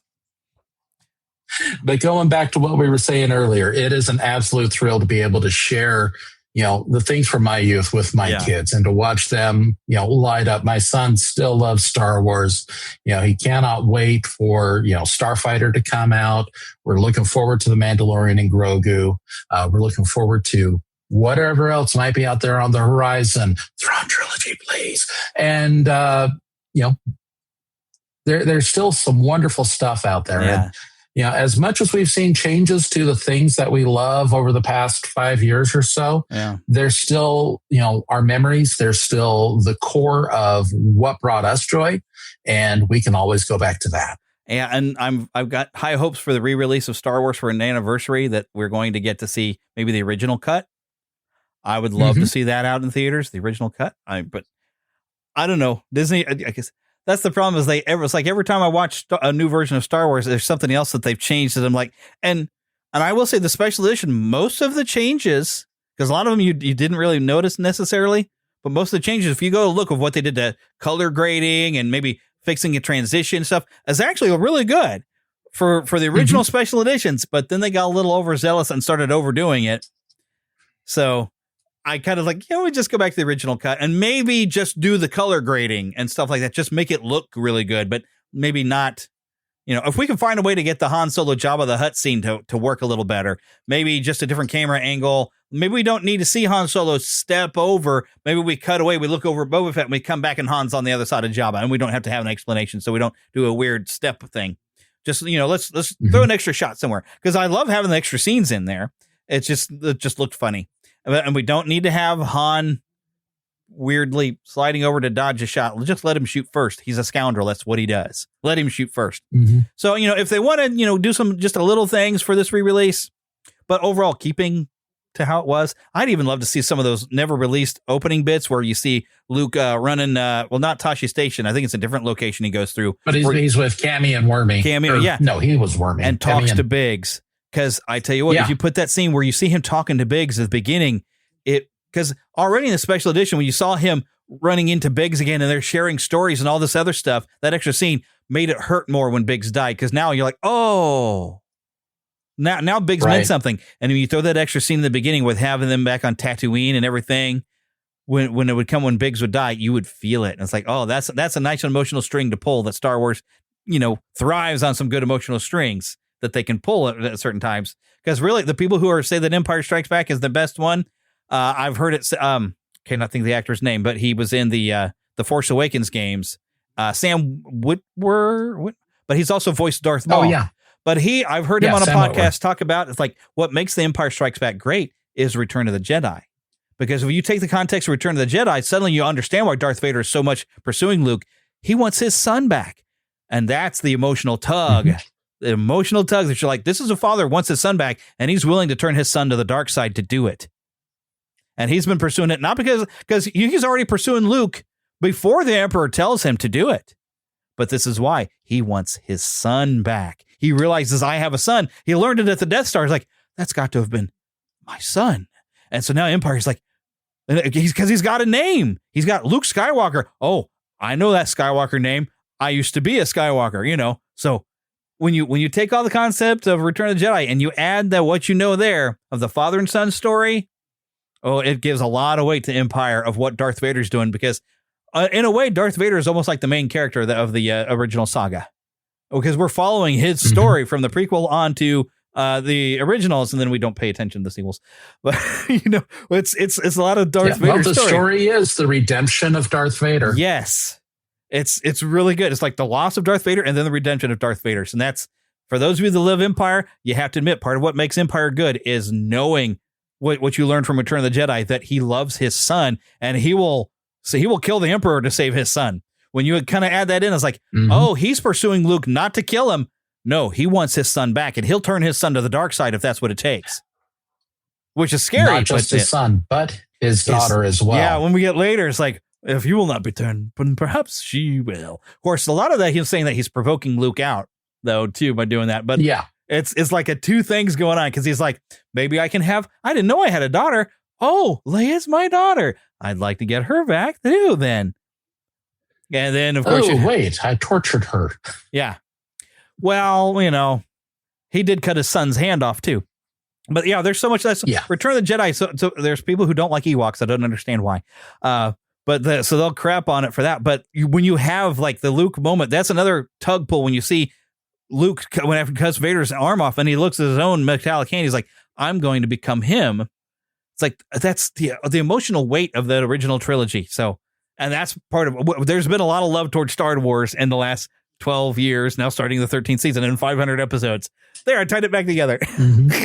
So there, you know, Star Wars is something that definitely has been universal. We've been able to share. I did know, kind of a funny story. There was I think her name is Danielle. I went to college with her. We were both interned with the Kansas City T-Bones before they became the Kansas City Monarchs. It's a minor league baseball team around here. Lots of fun. And I had fun interning over filming their games. But there was some weird conversation where she's like, yeah, I don't like Star Wars. And I had this complete shocked look at my face. And one of my professors looked at me. So like, yeah, Jeremy, there are people like that in the world who don't like Star Wars. It's okay. But I was thinking maybe she didn't, and I said, maybe you need to see the original trilogy before they messed with it. Maybe that would work. But some people just can't, they're not into fantasy or sci-fi, and that's okay. They're just not one of us, but we still love them. That's exactly my excuse. They're not one of us. That's sort of like, as much as they may roll their eyes over Star Wars. Sorry, my wife's in the room with me here. So I was about to say the knowing look behind you. I completely understand that for the sake of what I'm going to put on camera that Eric will see and nobody listening to the audio will understand. And I've talked about this many times, trying to get my wife to completely understand Aerith in Final Fantasy VII. And I to some degree, she gets it, because at least at one point when I was showing her some clips, she's like, well, I see why you like her. Now, I don't know what she thought she saw for why you like her. But by the way, speaking of Planet Comic-Con, if we get to do one of our panels, that is going to be a topic I bring up of some of the things we learned from Aerith. And the whole Chosen One concept. And also even the something you sometimes see in movies where the Chosen One is not the main character in that story. So the main protagonist, what they do is support. And I've got a fun lesson in this, and I'm going to save it for Planet Comic-Con, but this is a conversation I've actually had with Philip. But we can look at it this way. Philip is the pastor. He's got a very important job to do. I run the live stream. I've got an important job to do. I'm not the head guy, but my job is important to support what Philip is doing as the pastor. So consider that in your church or whatever. If you're not the main person, that doesn't mean that what you're doing isn't important and that the main person isn't depending upon you. And so there's been a lot of, and even with kids, and I don't know if your kids have been like this with some of Heather's students, but everything is Sigma or whatever, and they don't understand it. But there's also talk between like the alpha and the beta male, and they can treat like a beta male as a bad thing. It's like, no, the alpha male is the one who's got to look after everybody because they're at the top. The beta male is the one backing up that alpha to make sure the alpha can do it. They can't do it without the beta, someone who's supporting them. And I was like, and I told Philip one point, it's like, I'm kind of that beta position. I'm one of the people supporting to make sure that you can do what you're doing and not have to worry about the other stuff. So you can be the shepherd of the flock, and I am making sure that you can do it in my own way, running the live stream. So, yeah, kind of a lesson I was planning to go and plan a Comic-Con, but we're going to get into that. But that's like Final Fantasy VII, which I've talked about ridiculously since the remake came out on this podcast. See how that ties together? You're not playing as the Chosen One. You're Cloud. You're the main protagonist, but Aerith is the Chosen One. And she's the one that's going to save the world. I was going to say. Yeah, and the Chosen One frequently has to sacrifice themselves. Want to bring it around. Exactly. Mm-hmm. Well, but I was going to mention, if you want to bring it all around to where we started, an hour and a half ago? An hour and 14 minutes. And in Trouble in Little China. Yes, you're following the sidekick. You're following the sidekick. Exactly. I was trying to figure out who would be the Chosen One, but no, you don't really have a Chosen One type character. You just have like the big hero. Oh, you've got the Green-Eyed Girls. Yeah, they were chosen, but they're not like the typical Chosen One trope where they're the ones to save, because of some special ability they have. You just have this really cool, his friend who is just awesome, which did he ever get to do any other movies? Because he was cool, but like he didn't have. I'm sure he did. He didn't have the charisma of Kurt Russell, but he was cool. He was cool. Who does? Yeah, who does? And that's even one of the other things. I'm slightly sidetracking, but I swear if they make a movie of John Travolta as Santa Claus, I am so there. I love the ad that kept showing of him during the Thanksgiving parade, him doing the grease lightning with the Santa sled. I loved that commercial. I love John Travolta as Santa. Please give me a movie of that. Please. I love Kurt Russell as Santa as well. Those movies were great. That's something else we've talked to on the podcast.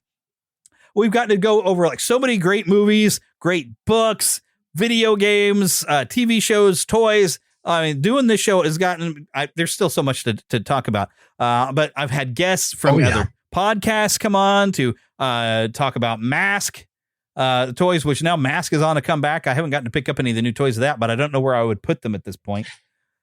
But and it's tied into the Energon universe as well. Well, of course it is. I Transformers and G.I. Joe. Yeah, Transformers. They've crossed that over because they're both Hasbro toys. Oh, and Mask was a Hasbro toy too. Mm-hmm. So, you know what? Because we're hearing we're getting a Mask Kenner, movie. But... Yeah, Kenner I think made the original because Kenner. But if we get that crossover movie, because we already got Transformers movies, if we can get that crossover with Mask, because the Mask movie apparently is underway, and we get some G.I. Joe movies that are actually follow what G.I. Joe should be, the crossover would be awesome. That would be the greatest movie ever. I'm just imagining Star Wars. Yeah. Well, if you find a way to get like all them characters suddenly get thrown into the Star Wars galaxy just for fun, go for it. E.T. crossed over. Come on. You just have to go to Patton Oswalt's monologue from Parks and Rec about Star Wars and. I watched one episode. I know I've watched one episode. Yeah. I need to watch that. Now that is, if you see anything from Parks and Rec, it is Patton Oswalt's monologue on Star Wars because he brings in the Marvel universe. Nice. Because, Marvel did print Star Wars comics. It's connected. That they did. It's connected. It's all there. Somewhere. And that's the thing with what's great about Lego is you could bring it all together with your own Legos. In fact, here's something I can show you that nobody, because you're only audio. Last Planet Comic-Con. Guess what I got as Legos? Ooh. And of course, when I saw them, I had to buy them. The whole, everybody but Yuffie. From Final Fantasy VII. Yeah, which there isn't an official set. These are fan made, but you know what? You fan make it, and I will come and buy it. So, and they go really nice. I have a little Jesus figure about the same size as a Lego. And so everybody needs a little Jesus in their life. That's right. Even if it's that size. Yes, even if it's little, but it's nice to have him here on my desk. So, and the funny thing is, I've been noticing these little Jesus figures are in a lot of YouTubers have these now. If they're Christians, they'll have it somewhere sitting on a shelf behind them, and I'll be like, "Oh, you have a miniature Jesus too." So much. Well, there's mine. There's Haley. Right there. No. There's my Jesus. Oh, you got looks like a painting from my desk. I can see a painting. Yeah. I don't have of him holding a child. I don't have any paintings in here. Oh, and I've got another one over here. There you go. That's not easily viewable, but see, you have to have something in there. But yeah, so we've had so much fun talking all these different ones. But as I mentioned, I've gotten the chance to I've gotten to talk to, the people I've gotten to talk to has been amazing. And I don't know if I necessarily have these in any sort of order, but like the very first guest I ever had was Katie Lee. And what's funny about that is I recorded with her on a Friday, and I was trying to get some new software that I could record, and the entire file that I was recording with her corrupted, and I lost it all. I messaged her on Saturday to let her know what happened, and her husband was playing in a Kiss tribute band, which I've met her husband. Her husband's awesome too. I liked meeting him. He was great. But he's played in a Kiss tribute band, and they were playing after a hockey game. So, of course, it was later for me than it was for them, but it's late for them to come back from that and still sit and record and act like we hadn't had this exact same conversation. So she was my very first guest and still one of my favorite guests that I've had. She's been on the show multiple times, and I finally got a chance to meet her in person, and we will hear that audio. That's a 12-minute audio, but I want to hit some of these other ones. Some of my favorite ones, though, let's I'm trying to pick what I want to start with, but okay, this is where we have to start. Margaret Carey.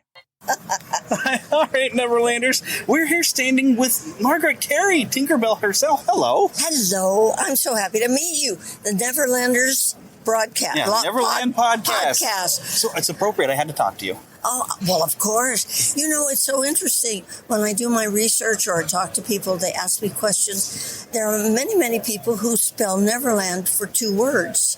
But I happen to have the original book by James M. Barrie with me, and he spells it 1 word. And every once in a while he says Neverland. Exactly. Just every once in a while. So that's your lesson for today, everybody. And buy a good hardcover. I got a hardcover for about $10 at a Barnes and Noble, if I can speak English.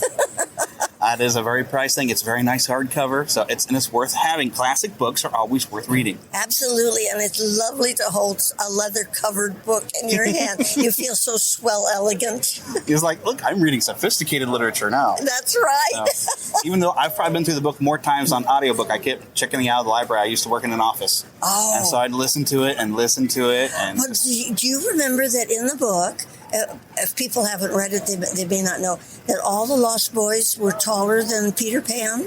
Yeah, because they described him about 6 years old. Yes. Still has baby teeth. Yes. And the other thing was that Peter could never figure out what twins were, and he wouldn't let any of the boys tell him, because the rules were that none of them could know things that he didn't know.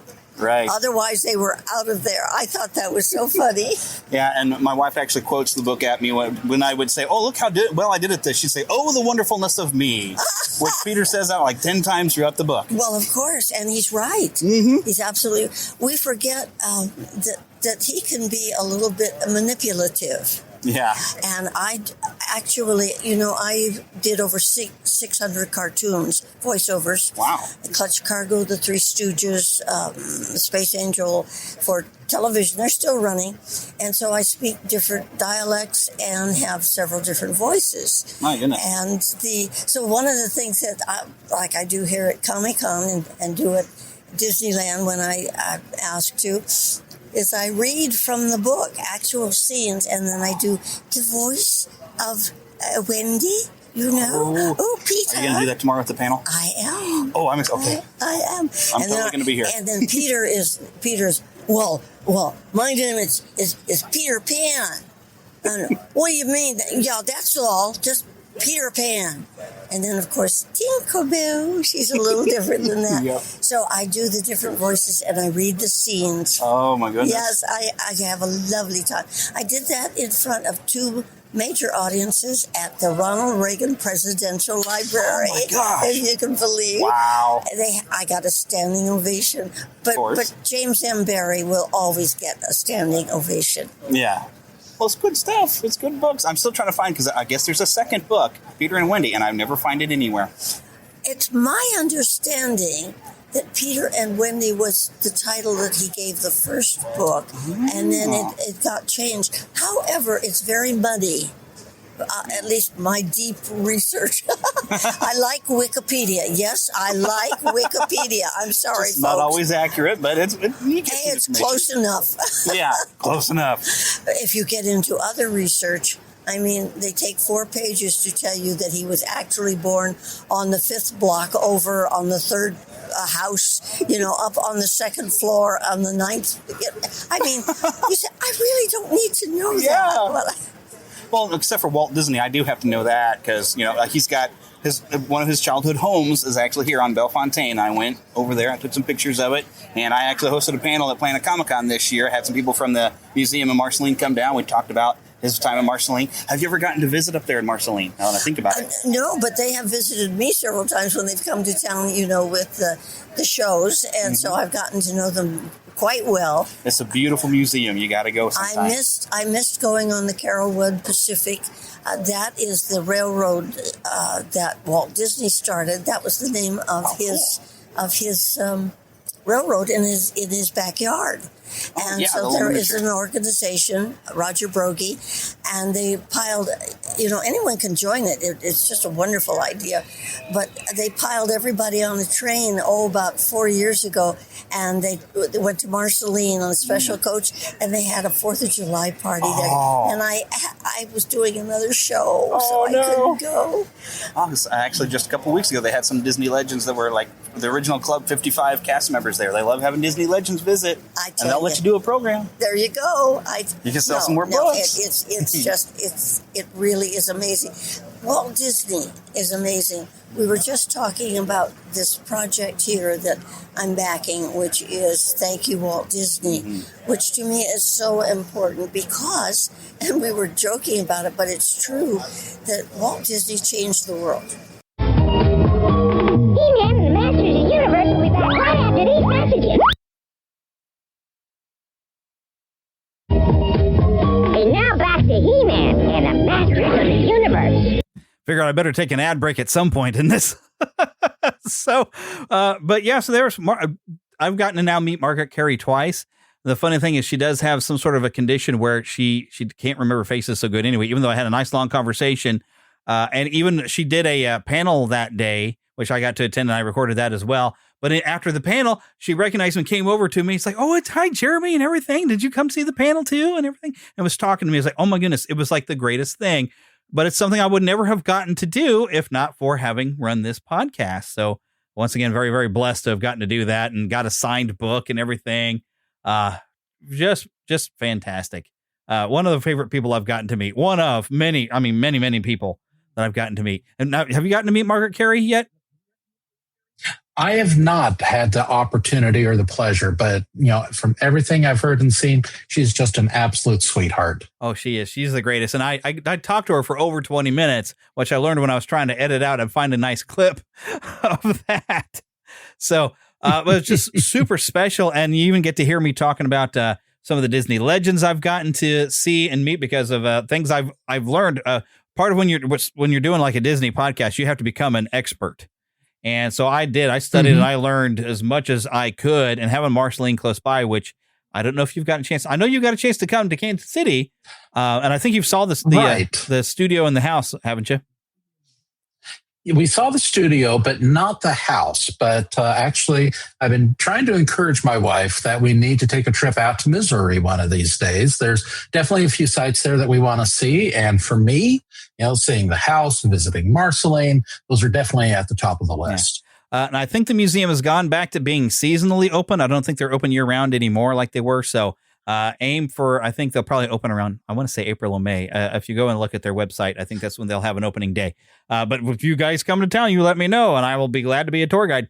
I've been up there many times. Oh, definitely. I used to be there every year when they would have Toon Fest and everything. And I've even gotten to cover Toon Fest on the podcast and share audio. And I've got videos of parades. Got to talk to a lot of people from Toon Fest. I mean, I've had a lot of fun. That's with them, and now they don't need me anymore. They come on their own to a Planet Comic-Con, and they did a panel without they didn't need me to invite them. And really, I guess they don't. But I got to attend it and sit on the other. But they're used to doing panels because they do D23 and all the other kind of stuff. So I was a connection and a gateway, but now they're on their own. But some other people I did not expect to meet. So. You might remember back in WWF, I'm going to say, Tugboat and maybe even Typhoon of the natural disasters.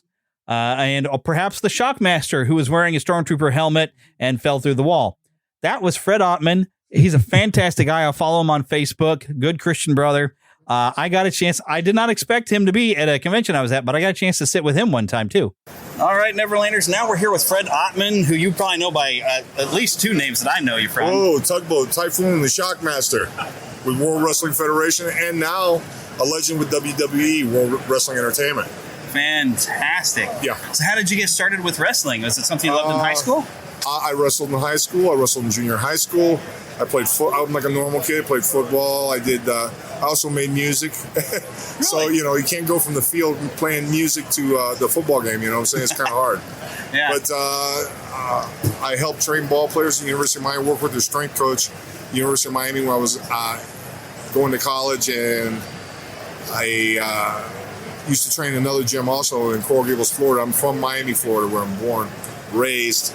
And wrestlers, when they were in town, used to come there and train, and I used to burn my ear all the time about the business. And I said, yeah. They finally wore me down and went to went to a school in Fort Lauderdale that was running on the weekends by a legendary guy named the great Professor Malenko back in the day. Yeah. And his son, Dean Malenko, is the man of 1,000 holds. Yeah. That was with the mini belt holder with WWF. And his other son, Jody Malenko, another great wrestler, amateur and professional, back in the day. Did they get you in the ring and stretch you out to see if you really were? I went up in there.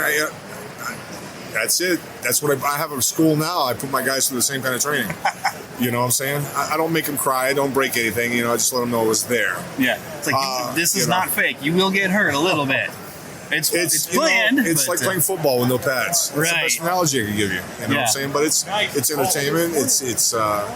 It's fun. I got this. I saw things. Been places. I've been to over 40 countries. I've been to all 48 states. There's a couple here.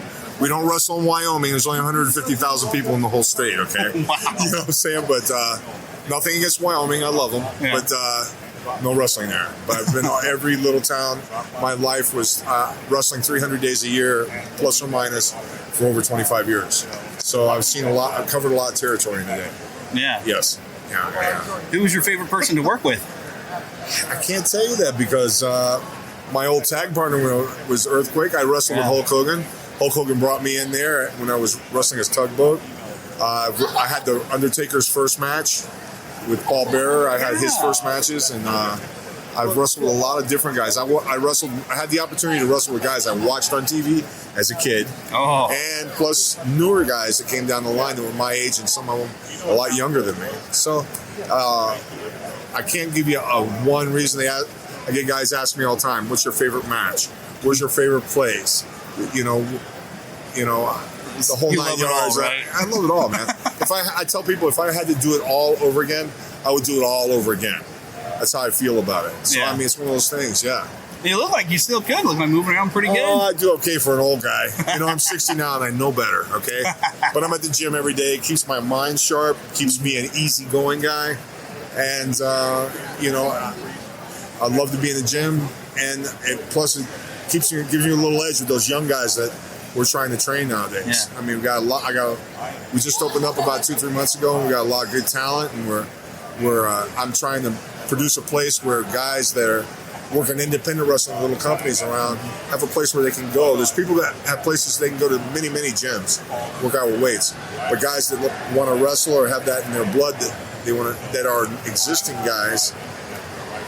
I want to have a place that's self-sustained, that gives them an opportunity to learn from guys that have been wrestling for years and to be able to have a place where they can hone their craft, whether it be something that they want to make a career out of or something they want to do as a hobby. It's that kind of place. Yeah. Do you think the more extreme nature of wrestling, whether we need to have more spectacle and more diving off of things, do you think that's going to shorten careers a little bit more compared to you guys? They did that back in the Roman days. I don't know how well that worked out. Lions, tigers, and bears. Oh my. Yeah. We'll be throwing the bad people in jail to the tigers and lions. Gladiator. I mean, you got MMA. I mean, wrestling gets wilder and crazier. I mean. What I teach is old school and new school combined.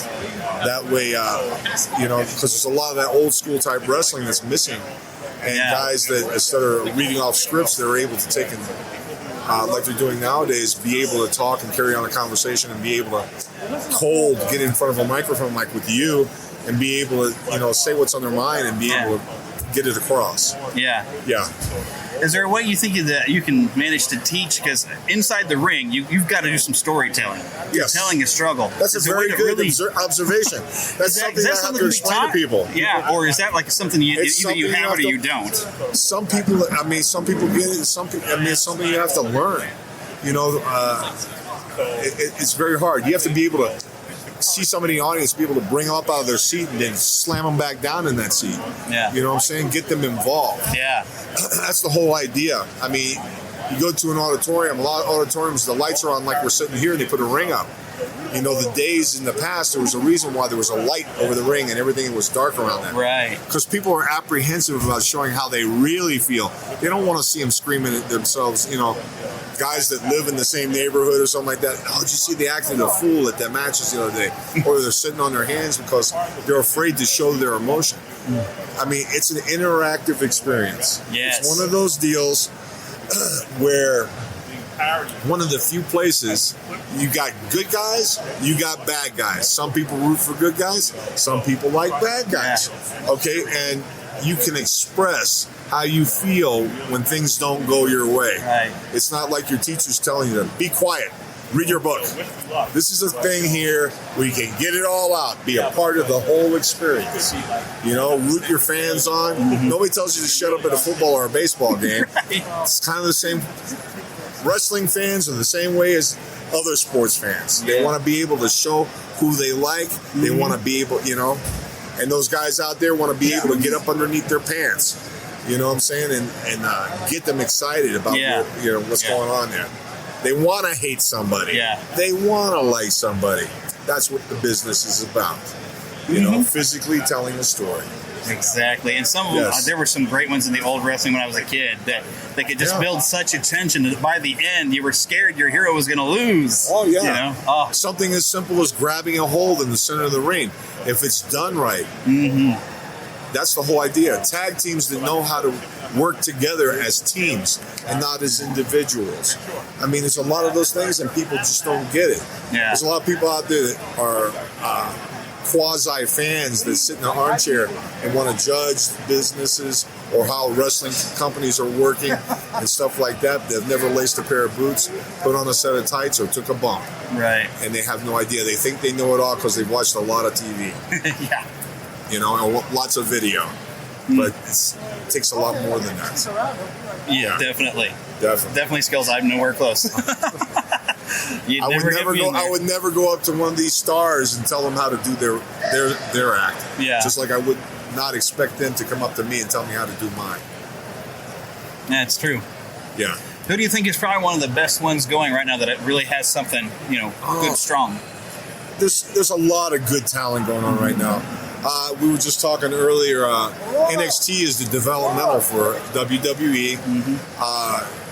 And the thing with that is there's some young tag team that just moved up. That's they call them, Alpha. What's the new tag team?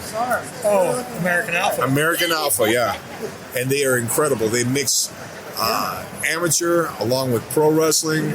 They're fast, they're athletic, they're good, and they're just tremendous to watch. And I'm really enjoying seeing them being added to the tag teams with WWE now. You have NXT, which is an awesome show.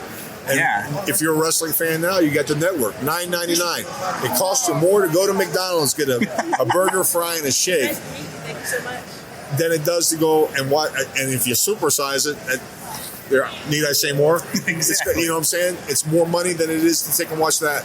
And you get every pay-per-view for free. Yeah, and you get to watch the old stuff. That's it. And they have a giant menu of the old stuff. Yeah, I have 8, 9, and 10-year-olds coming up to me that have sat down with their grandparents or they've sat down with their mom and dad that watched me when they were their age. And they're coming to me and they're going, wow, you're blah, blah, blah, blah, blah, blah. And they're like, I remember when you wrestled The Undertaker in 1991 and you were in whatever town it was, and you did this. What did you think about that? And I've only got 1 or 2 brain cells that are left in my head that haven't been knocked out by chairs or falling from heights. Okay, and I've had more concussions than you can count. But so my memory is spontaneous. But it's one of those deals where you're getting those guys coming to you, and it's such a great thrill, and they're sharing, parent and child or grandparent are sharing. This is what I used to watch, and they're watching the product that's out there now, and they're seeing something completely different. It gives them, wow, that was cool.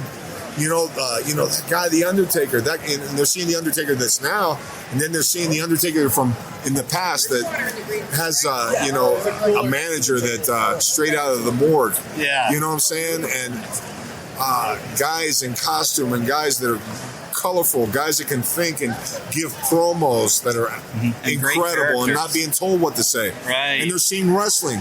They're not seeing 10, 15 minutes of, promo. Yeah. And hope for a wrestling match. They're seeing all these good things that are happening. You know what I'm saying? And they're being enlightened. It's the stuff from the past along with the new stuff that's out there. And then stuff for the future, because they're being able to see the NXT program, which is an incredible program. Yeah. I mean, they're great wrestlers, young wrestlers. And most of those guys are guys that have been working maybe 10 years or more independently in small promotions all over the country. Because in my heart of hearts, I believe that the independents are going to be the future little territories and proving grounds for future stars in the wrestling business. You know what I'm saying? So it's one of those cool kind of things. Yeah, Fred Ottman is just awesome, and he does a lot. Since Earthquake has passed away, which everything I heard about Earthquake, I like to have met him too, because everybody said, he could be big and scary as a wrestler, but he was just a big teddy bear. And he was a giant of a man. And so him and Fred Ottman, I think that was like his best friend in the world. He does a lot of nice tributes for Earthquake on his Facebook page. So I definitely encourage everybody to follow him. But especially getting to watch like and we've covered a lot of old wrestling and some wrestlers that passed away. Getting to watch some of his old matches with Hulk Hogan. Oh, and Hacksaw Jim Duggan, which was another surprise for me, which I'm going to play that. Yeah, I was waiting for you to bring him up. Yep, good old Hacksaw Jim Duggan, who was as much fun in person as you would expect him to be. You have my camera with me, but go ahead. But all right, Neverlanders, I am here with the legendary, literally WWE Hall of Famer Hacksaw Jim Duggan, and I gotta ask, so where did the whole persona of Jim Duggan and the patriotism you brought around, where did that come from? Well, excuse me, brother, but the first thing Hacksaw has to do is give a big ho. Kind of fires me up, but Hacksaw is just kind of an extension of my personality.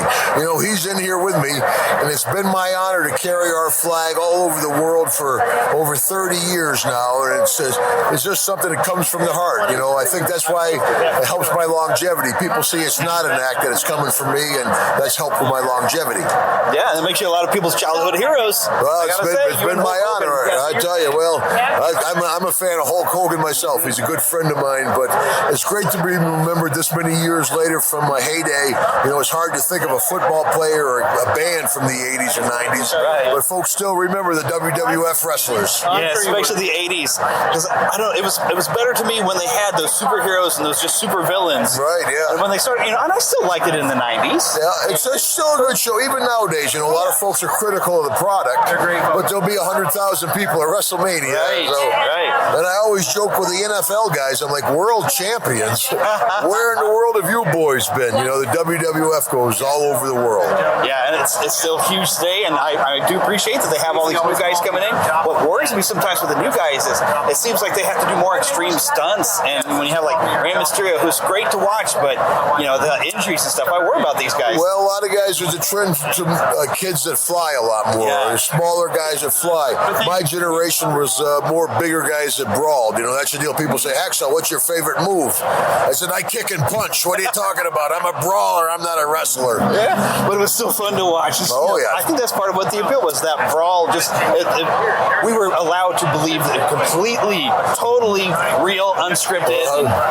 Well, that's a joke. You're always a phony wrestler until you go to court. When you go to court, you're a trained killer. So it's that's I think double-edged sword. The love of it is like the people who were just being the bad guys. They had to be a bad guy out in public too. Even if they could be the nicest guy backstage, but like, oh, I'm at a grocery store. Somebody's going to come up. I got to be mean. Well, it's always nice to be have folks remember you, man. It's great. Yeah. And now you're a cancer survivor.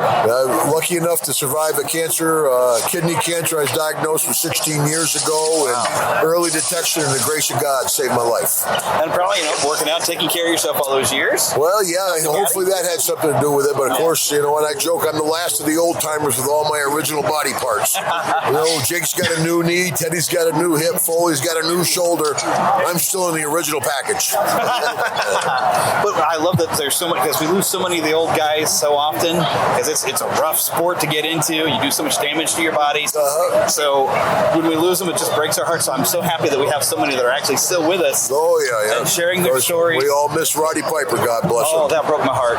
Broke everybody's heart. Especially, I loved his podcast. Yeah, Piper's podcast was good. He was so funny, and I think that's part of what's carried you to where everybody still loves you, because you're still funny. Yeah, well, thank you, brother. Was that a shot?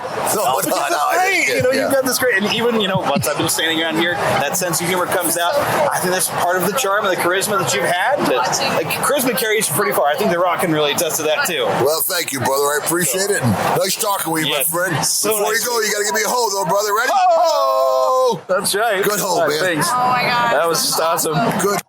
That's probably one of the best memories I have. I got to hoe with Hacksaw Jim Cousin. There Jim you Duggan. go. That's on par with here in this last year where Melanie Britt was hosting a panel and somebody asked her and she kindly performed the opening to She-Ra for us. The only thing would have been greater was if John Irwin had ever come and done conventions and done the opening for He-Man and the Masters of the Universe for us. Would have been great, but I kept that on my phone. That is like the greatest audio because I love She-Ra too. Not as much as He-Man, but I still love She-Ra enough to where I have a lot of She-Ra toys too. So that was golly. And even having the surprise, like I guess Mike Quinn, I don't have any audio from him, but Mike Quinn, who is a puppeteer with Jim Henson, and he got to be a Skeksis and the Dark Crystal, which I didn't know until I talked to him, and I was just completely over the moon. But he's also the one you see as not Kiadi Mundi. Oh my goodness, completely. But he's there with Lando Calrissian blowing up the Death Star in Return of the Jedi, and he even got to be in the sequel. Yeah, Nien Nunb or Nien Nunb, whichever one. I think it's Nien Nunb. I don't know. But I knew he had done that, but I didn't realize he was in the Dark Crystal and all the other things. He got to be sometimes, Kermit's other arm and stuff like that. The stuff that I found out from the people I met. But another frequent guest we've had, great author. I've gotten to go and meet him in person because he came in town to speak at one point while I was working as a courier. So I had a little time off, because I was like Ubering or whatever. So I was like, I'm just going to shut off everything and go hear Jeff Barnes, Dr. Jeff Barnes. He used to be a professor at California Baptist University, something like that. But he has left that to focus more on his speaking and also book writing. I think he's finally going to have that third book, which I've talked to him, we're waiting for that third book because his books are kind of themed around Disneyland and Walt Disney World. And I was like, all right, you got Shanghai and Euro Disney or Disneyland Paris. So I think he's actually about to release another book. But here it's Dr. Jeff Barnes. So now we have Beyond the Wisdom of Walt, and from what I've seen of it, this seems to be more focused on Walt Disney World. It is. In fact, the book releases on Sunday, October 1st, and it's specifically timed to coincide with Epcot's 35th anniversary, October 1st, 1982, and the opening of the entire Walt Disney World Resort in Magic Kingdom, October 1st, 1971. Yeah, I hadn't thought of that, but yeah, that's pretty genius. Because we've been pretty focused on the Epcot 35 years because that's the main anniversary, I guess, that they've been posting up about, and that's pretty exciting. But yeah, that's right, the main park also. So yeah, I think Epcot 35 seems to be the big deal this year, and then we're going to see a big push for the 50th anniversary in 2021. I'd hope so, because it seems sometimes Walt Disney World gets like, oh hey, we've got a big anniversary. Yeah, it's been 45 years. Well, that's nice. Right. They just kind of push it aside, like, yeah, but it's not Disneyland, and it's like, well, Walt Disney World is cool too. Well, it is cool, and it's funny because I write about this in the second book. Even though I started out in Florida and started my love for Disney parks at Walt Disney World, I genuinely believe that Disneyland, as the original Magic Kingdom and as the only park that Walt ever actually walked in, that it really was the only source for motivation, inspiration, leadership, and life lessons. And after I was done writing The Wisdom of Walt, I started reading on Walt Disney World, and man, the history is just as interesting. Some of the stories are even more intriguing, and I quickly discovered there are equal number, different but equal number of life and leadership lessons. So it didn't take long to realize, Walt Disney World needs its own version of The Wisdom of Walt, and that's what Beyond the Wisdom of Walt is all about. So do you actually find some wisdom we can learn from Roy Disney? As a matter of fact, we do. So I made sure that Roy got highlighted in a couple of chapters. A lot of folks don't realize Walt died 6 months before they ever broke ground in Florida. And Roy put off retirement so that he could make sure that his brother's final wish came true. And it was Roy who insisted that they call it Walt Disney World as opposed to just Disney World. And then Roy himself died only 2 months after the Magic Kingdom opened. Magic Kingdom opened again October 71, and then Roy passed away in December of 1971. And so you're going to find Roy highlighted more than one time in the book, because without Roy, not only is Walt not a success, and not only does Disneyland not ever happen, but Walt Disney World especially doesn't happen if it's not for Walt's older brother Roy. And the special thing about that was episode 200. Oh, I'm not hearing you anymore.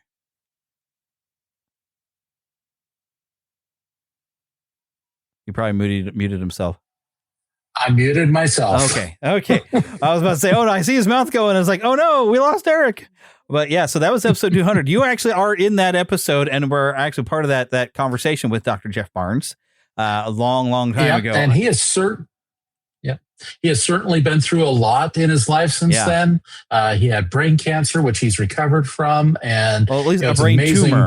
He didn't have full cancer, but he did have a brain tumor, which is I introduced him to Pastor Philip, because he's had a few brain tumors and had over 7 surgeries on his brain to where he's ended up having seizures and all this kind of other stuff. So when Jeff was kind of struggling, because he had some additional brain surgeries, I actually introduced them to on Facebook, and they were able to talk, and it kind of helped each other. It was kind of nice.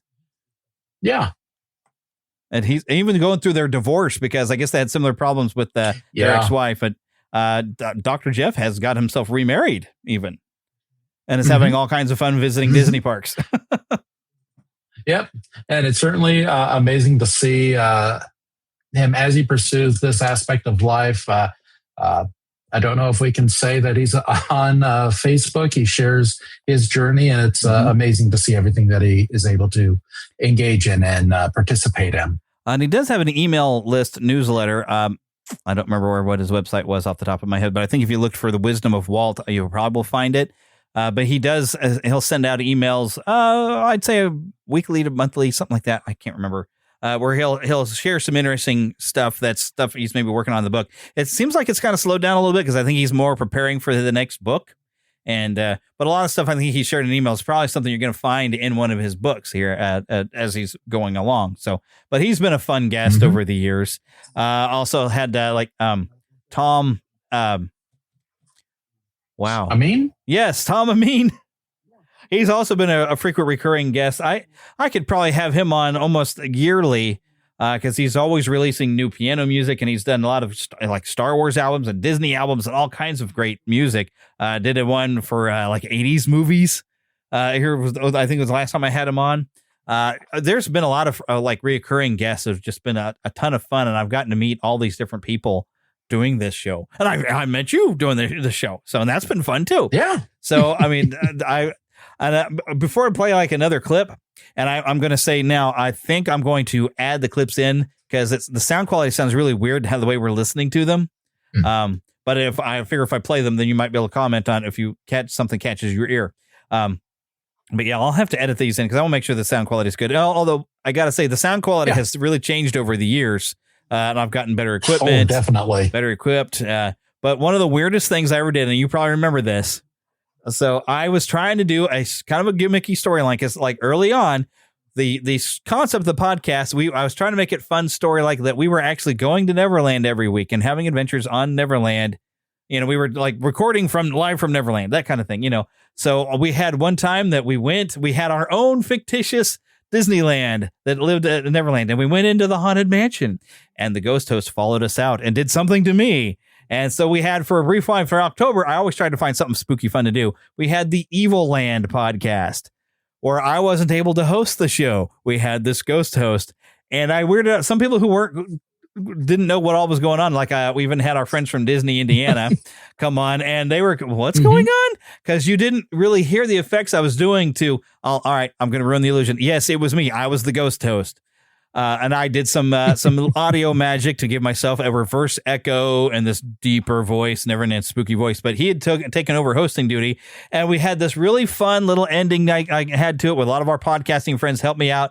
That, you know, how do you bring somebody back in Neverland? Clap your hands and say that we believe, and you know, and even Skywalking Through Neverland even helped out with that. Just a bunch of people helped out to bring me back from wherever the ghost host had buried me. So I've done some weird things on this show.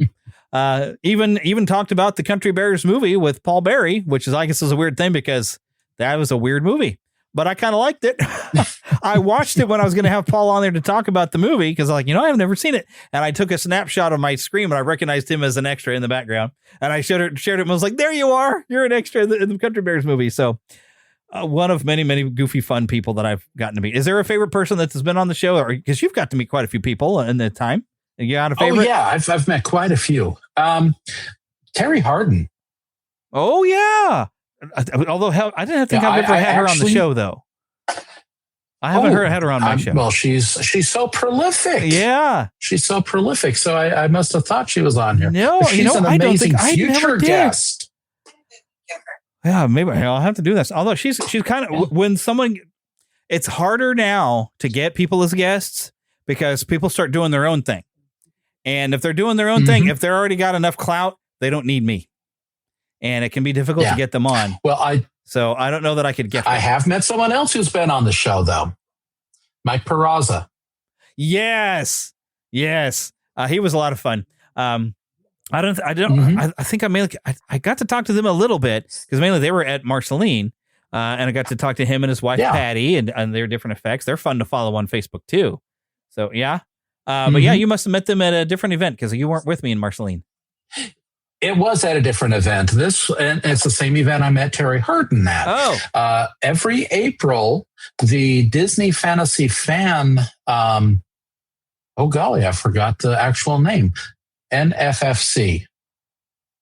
Anyhow, it's a collection of Disney aficionados who have their own fan convention. And there was Terry Harden. There were the Perazas. There was somebody from Disney Gaming that was there that I got to meet, and I actually bought their limited edition Sorcerer Mickey Infinity figure. Nice. While I was there. But it was a great opportunity, very low key, very low scale, where you could sit and talk with these folks for a good 15, 20 minutes without feeling like you were intruding on their time or preventing other people from coming up to chat with them. But it's an event that's held every, they do it every like late April, early May. And the convention itself, and it's really a couple of ballrooms in a hotel. Of course. To get into the convention itself, there's no cover charge. So me and my son went. We found, we got to meet both of them. We got to I think I had to buy a lounge fly for my wife while I was there. Oh, I'm being told I wasn't. I'm buying a lounge fly. But, it was a wonderful event just to meet different collectors to see what kind of things they had available for sale at this event that was specifically just to buy and sell Disney items. Nice. Because I've heard of like that. They'd have like, not a swap and shop, but they have like occasional big things where like the expensive big dollar Disney collectors. There's a group that does that specifically and holds events every once in a while. But yeah, a small event would be fun for, like I need to collect more National stuff. Fantasy Fan Club, I think is what it was called. Where do they usually hold it? It's in Southern California. They've held it in the city of Santa Ana and the city of Orange. That's where I went, was the city of Orange, which is just southeast of Anaheim. If I can find my way to get there, I might have to go. That might be fun. Right. There's something to consider. Of course, if I'm substitute teaching, it might be harder to find that. Well, then again, all I got to do is say is I'm not available to teach this week, but we'll see. Hey, it was the same. It was the same weekend we went over to the Twin Pines Mall. Figure while you're on the trip, hit it all. I am finding exactly though, as I get older and I go to the places, I limit what I can do. Like we went to Branson to go to Silver Dollar City to check it out for Christmas, which was amazing. I didn't tell any stories on the podcast about that. Maybe we'll do that later sometime on a different show. But while we were there, I had meant to go to this thing called the Butterfly Palace. I thought my wife would love it. We didn't quite leave home as early as I wanted to get there in time to see it. But by the time we'd traveled there and knowing we were going to be on our feet all day, we were like, yeah, maybe we shouldn't. Because you don't have the energy as you get older as you want to have. So it was fine to just do one thing. But we did see a lot of stuff in Branson. They have a tiger sanctuary in Branson that I think next time we're going to have to go down again to check that out. There was something else along the way we spotted that we didn't know was a thing. But yeah, But trying to pack a lot of stuff into a trip is harder to do the older you get, because you're like, I'm tired. I just want to go to the hotel. Can we just sleep? Let's take a nap, and then just focus on the one thing we're here for. But I guess we have kids. You can feed off their energy a little bit. I guess. I hope. Now that I'm on this side of the century mark, it's a little harder to be quite as active in some of those trip opportunities, but it's a wonderful blessing to be able to travel, to experience the world, and to relive old memories, but also learn to make new ones as you go to new places and see new things. Yeah, and meet new people. As something else new that I got to do, Planet Comic-Con. This was this past year. Daniel Ross, who won Emmys for his portrayal of Donald Duck on like the Roadsters.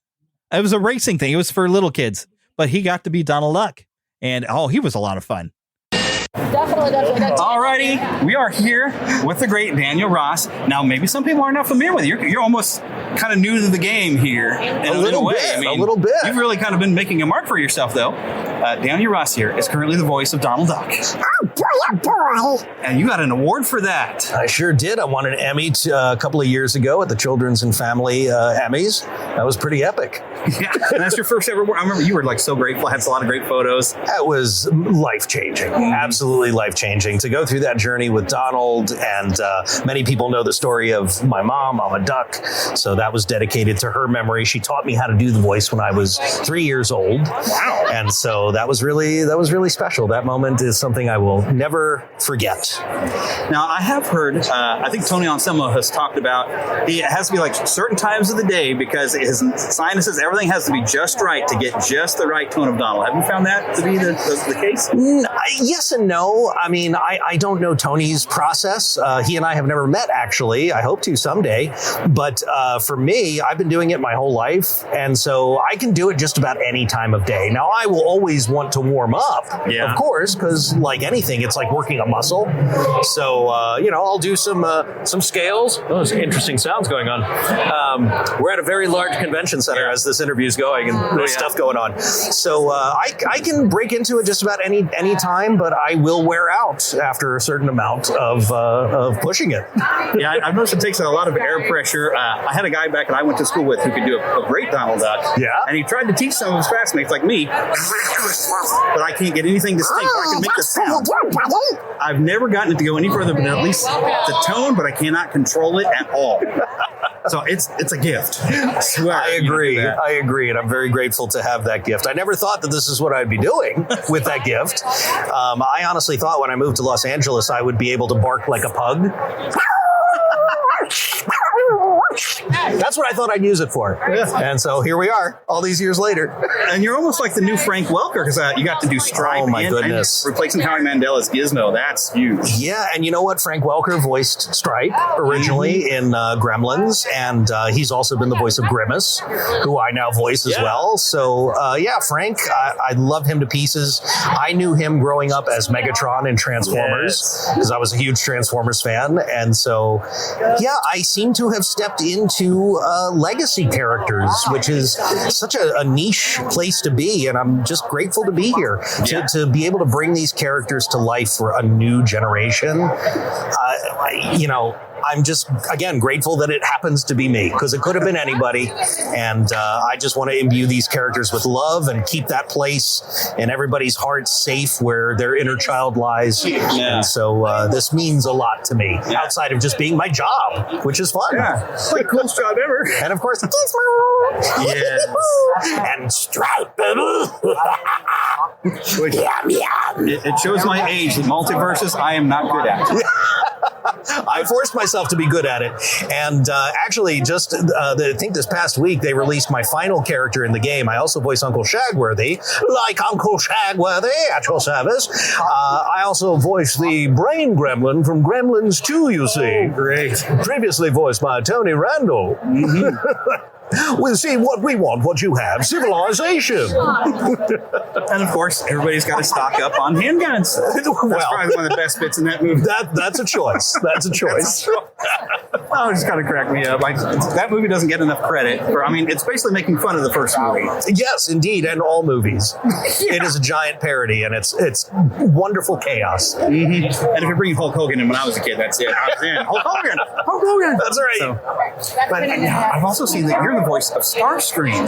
Yes, I voiced Starscream in the 2007 Transformers movie video games. Nice. Have you brought me the All-Spark Human? That was a lot of fun. I'm a huge Transformers fan. As you can see, I've got Cybertronian on me. Oh, nice. Language of the Transformers, and I grew up with that. So to voice Starscream and to change the voice a little bit, because it was originally Chris Latta. Oh, yeah. And he was up here, Decepticons! So we did something very different for the movies, and that was super exciting. Yeah, I happen to be able to do those kinds of, throaty kind of characters, but it was just, that blew my mind. That was like the tip of the pyramid for me. Climb my Mount Everest at the time to be in Transformers, let alone to be the lead villain for the video games. Yeah. I had wondered, I think Tony is still doing stuff for the parks. Have they talked to you about starting to do Donald in the parks?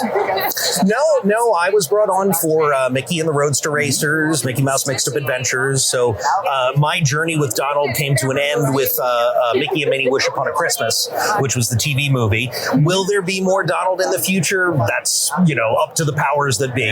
But in the meantime, Tony Anselmo's been a wonderful steward of the character for, I think, almost 30 plus years, and hopefully many more. And if Disney ever needs me, they know where to find me. Yeah. We have to keep Donald going. Exactly. He was always my favorite when I was a kid. I can kind of relate to him because everything always happens to him. He gets stuck with all of that luck. Mm-hmm. And I had a bad temper when I was a kid, so I totally related to him. Yeah? And it took me a while to grow into Mickey because nothing ever happened to Mickey. That's right. Well, that's why Donald was brought on. Mm-hmm. Walt created Donald to do the things that Mickey could not. Yeah. And so here we are. That's why the best Mickey is those early Mickeys when he was a little ornery and he'd get into trouble.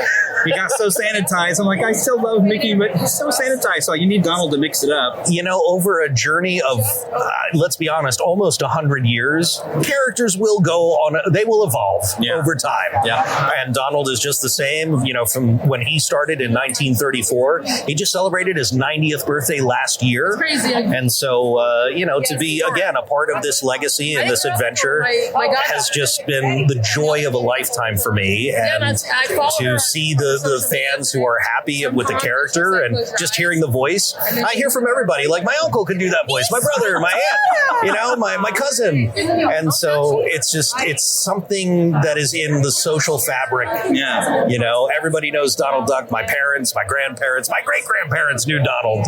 So I love that I've been a small cog in a very big machine. Yeah. And just, again, to bring some joy, that makes me happy. He's still, they say Mickey's an everyman, but Donald is the most relatable because we've all done something that's supposed to be, this is supposed to have been easy, and it just goes completely off the rails. That's right. That's right. So, and he ends up going... I think the ability that you have to do that compared to, like, everybody they try to do an impression of Donald. Yeah.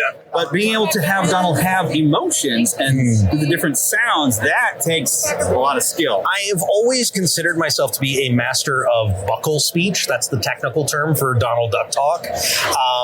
And so I can do lots of things with that. I can sing, I can speak in lots of different languages. I have very few limitations in that regard. And when it was my turn to bring Donald to life for the Disney Junior shows, the producer specifically asked me if I could pitch him up slightly and enunciate so that he would be clearer and more easy to understand, which, as we know, is kind of a contradiction to the character. The whole shtick is, what do you say? What do you say? And so if you hearken back to Clarence Ducky Nash, you know, it's a little different than mine. But I can go back between the different ones. So I prided myself on being able to do that and give the producers what they wanted for the shows. And I always hear from people, I can understand him now. I can understand what he says. Yeah, because there used to be stories when I was a kid that everybody thought Donald Duck was finding ways to curse when he was throwing his tantrums. No. But nobody could understand. And I'm like, no, I never. No, and I can speak with some authority on this. Yeah. Donald has never cussed. He has never said a bad word. He has said things that sound like bad words, you know, but he has never actually said anything untoward. So now I have heard Jim Cummings talk about stuff he tries to slip in an ad lib to where it's like, I didn't really say that, but I said something that everybody's going to get the joke that I almost said it. As long as he finishes with, oh, bother. That's all that matters. Because on his podcast, he's told the story multiple times, and I completely forgot of like his favorite line. He ad-libbed is something into, I think it was a Darkwing Duck thing. Oh, yeah. Oh, no, it wasn't Darkwing Duck. It was a Tailspin. Oh, he snuck in a line with the accent of Don Carnage. Yeah. Don Carnage. It was to where I just did his podcast, actually. Oh, really? Yeah. I'm really behind because I've been re-listening to The Lord of the Rings here lately. Oh, wow. I'm like a couple months on all my podcasts. That's good stuff, too.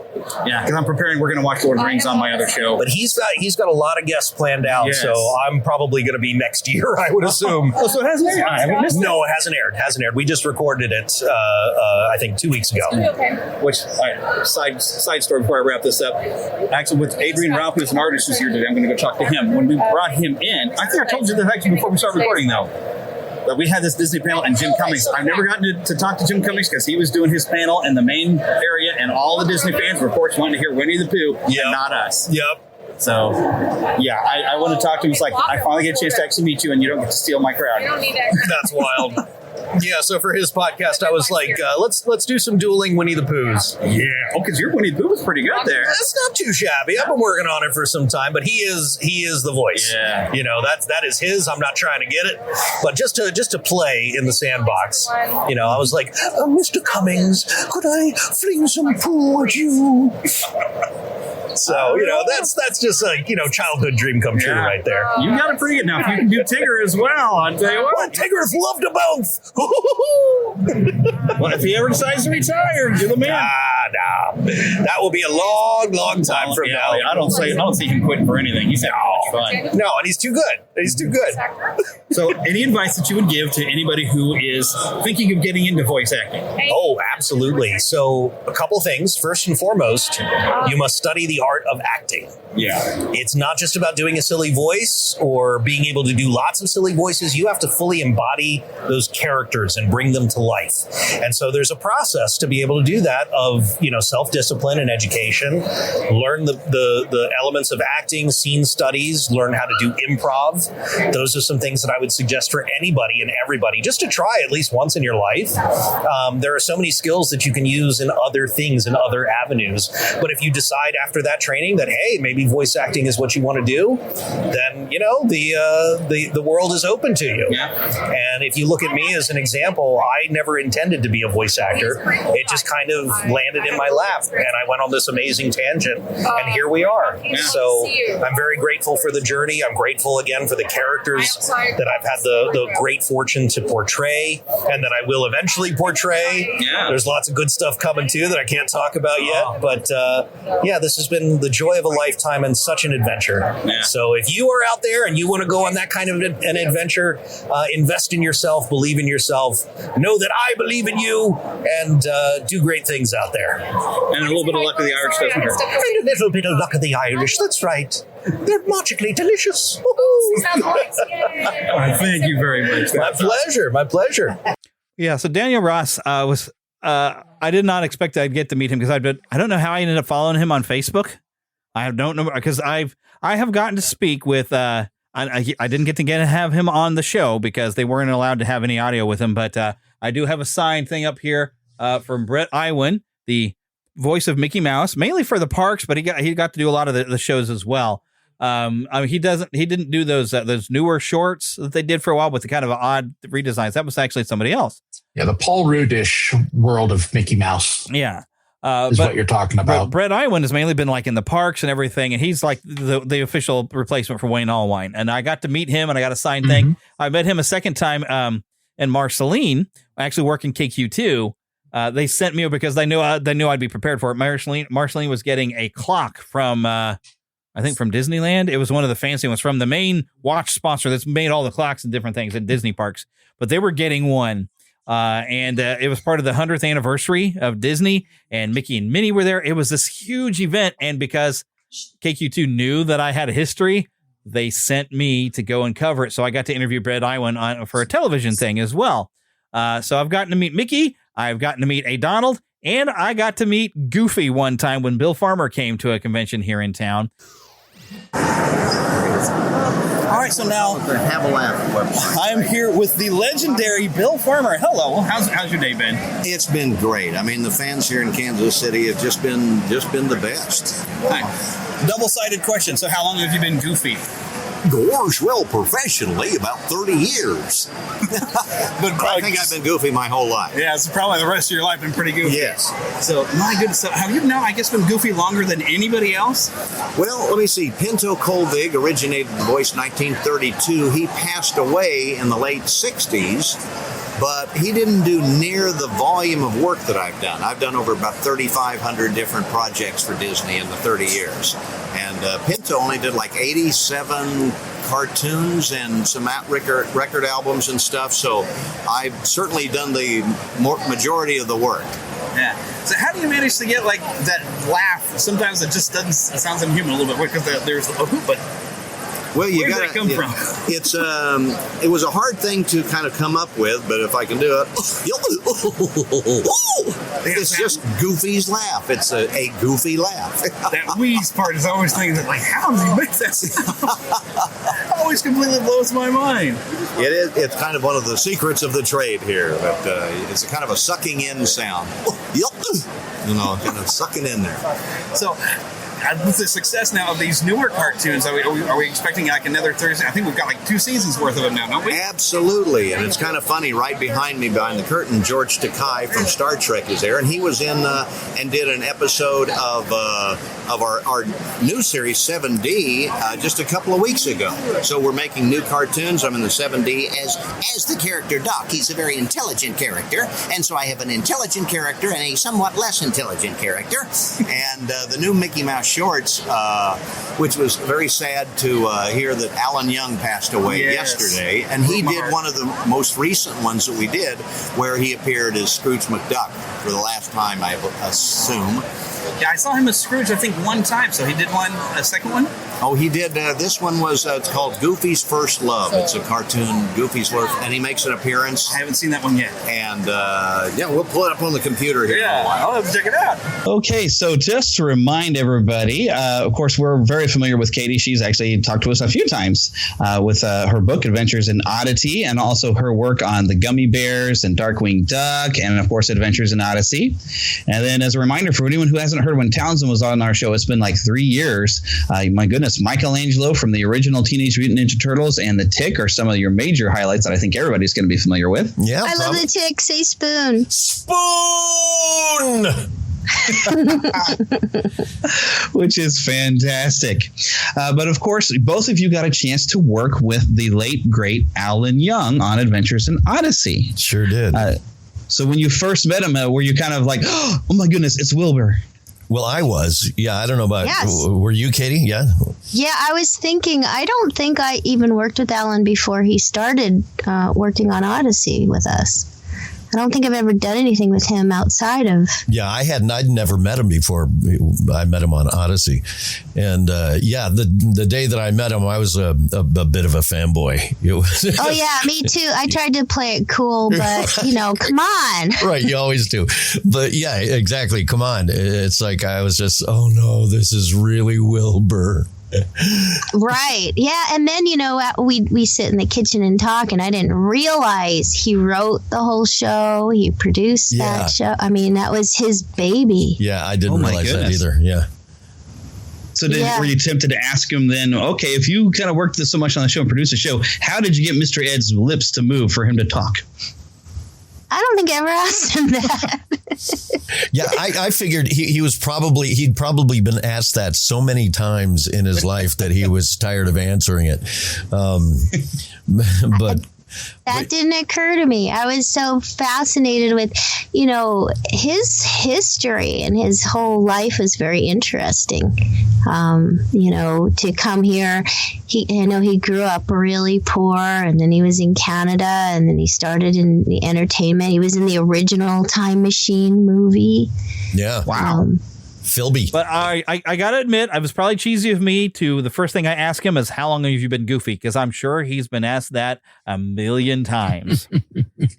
But I couldn't help it. Either that or how many cups of sugar does it take to get to the moon? There you go. Exactly. And I think when I got it down, I always think of him as taking over as Goofy at Goof Troop. But no, he'd been doing stuff a little bit before that as well.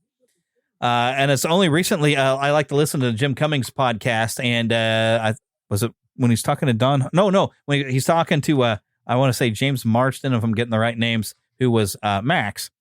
How when they were doing the movie for the Goof Troop, a Goofy movie, they almost cast like celebrity names instead of getting the cast. I'm like, what were they thinking? Who else could do Goofy other than Bill Farmer right now?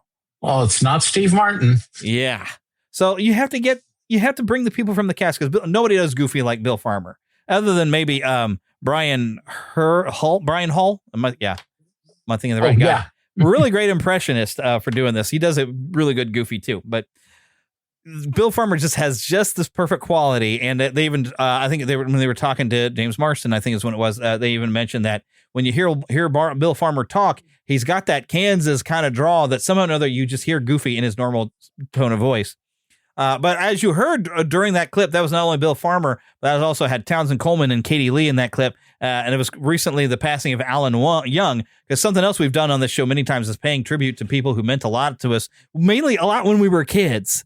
And so we've done a lot of tribute episodes to people who because let's face it, and especially that's one of the things I love having Katie Lee on so much, because she was in a lot of stuff I watched growing up, like Muppet Babies, and she was even Richie Rich at one point, and Gummy Bears stuff. And my formative years, had a great impact on me. So these are the people that kind of helped raise us. And so when getting to have them on, or when one of them passes away, oh my goodness. Like Stan Lee passing away. I mean, we felt it. And recently Hulk Hogan passing away. I mean, that was a big chunk of my childhood too. So I appreciate having this place where we can kind of get together and celebrate the memories of all the fun things they did and what they've meant to us, and try to ignore when you have some negative press on some of these people. We can kind of look past that. We kind of have to acknowledge it because it's an elephant in the room, but then we can push the elephant out of the room and talk about what we enjoyed about that person and what they did. Because no one's perfect. Let's face it. I'm definitely not. I'm definitely not. And I'm even awkward in person. And I don't know how much you've seen of this, but there's people who have met me in person at conventions or even Marceline. Talking to a large group and presenting, easy. Me one-on-one with somebody I don't know, I am incredibly shy. I'm socially awkward. I'm a mess. And I kind of made a fool of myself with one guy I met in Marceline. And then worst of it was this one girl who I met at a convention and everything that was a fan of the show. And I'd gotten used to, there's a podcast I love listening to that's currently called That Story Show, but it used to be called Nobody's Listening. And one of the running jokes is when somebody reveals their full name or part of their, where they live, what city they live, they'd go, "Stalkers!" And I reflexively, she gave her full name, and I reflexively yelled "Stalkers," and she's looking at me really weird. I said, "Oh, I'm sorry, that's an inside joke on another podcast," and it's a reflex now. And I'm just like, oh golly, and I'm like, I just made such an idiot of myself. And even the fun moments, I don't think you were there for this one. This was at the I think Kansas City Comic-Con. I don't remember if it was Planet Comic-Con, but this is the things that wore my heart, and I almost cried. I got in there, and I felt a lot of times like, I'm kind of a small peg, but to go through, and I started a panel. I asked, so how many of you are here because you are familiar with the Neverland podcast? And a bunch of hands shot up. I about cried. I was like, oh my gosh, my people, they're here. There's, because I can see numbers on a thing that says that people are listening.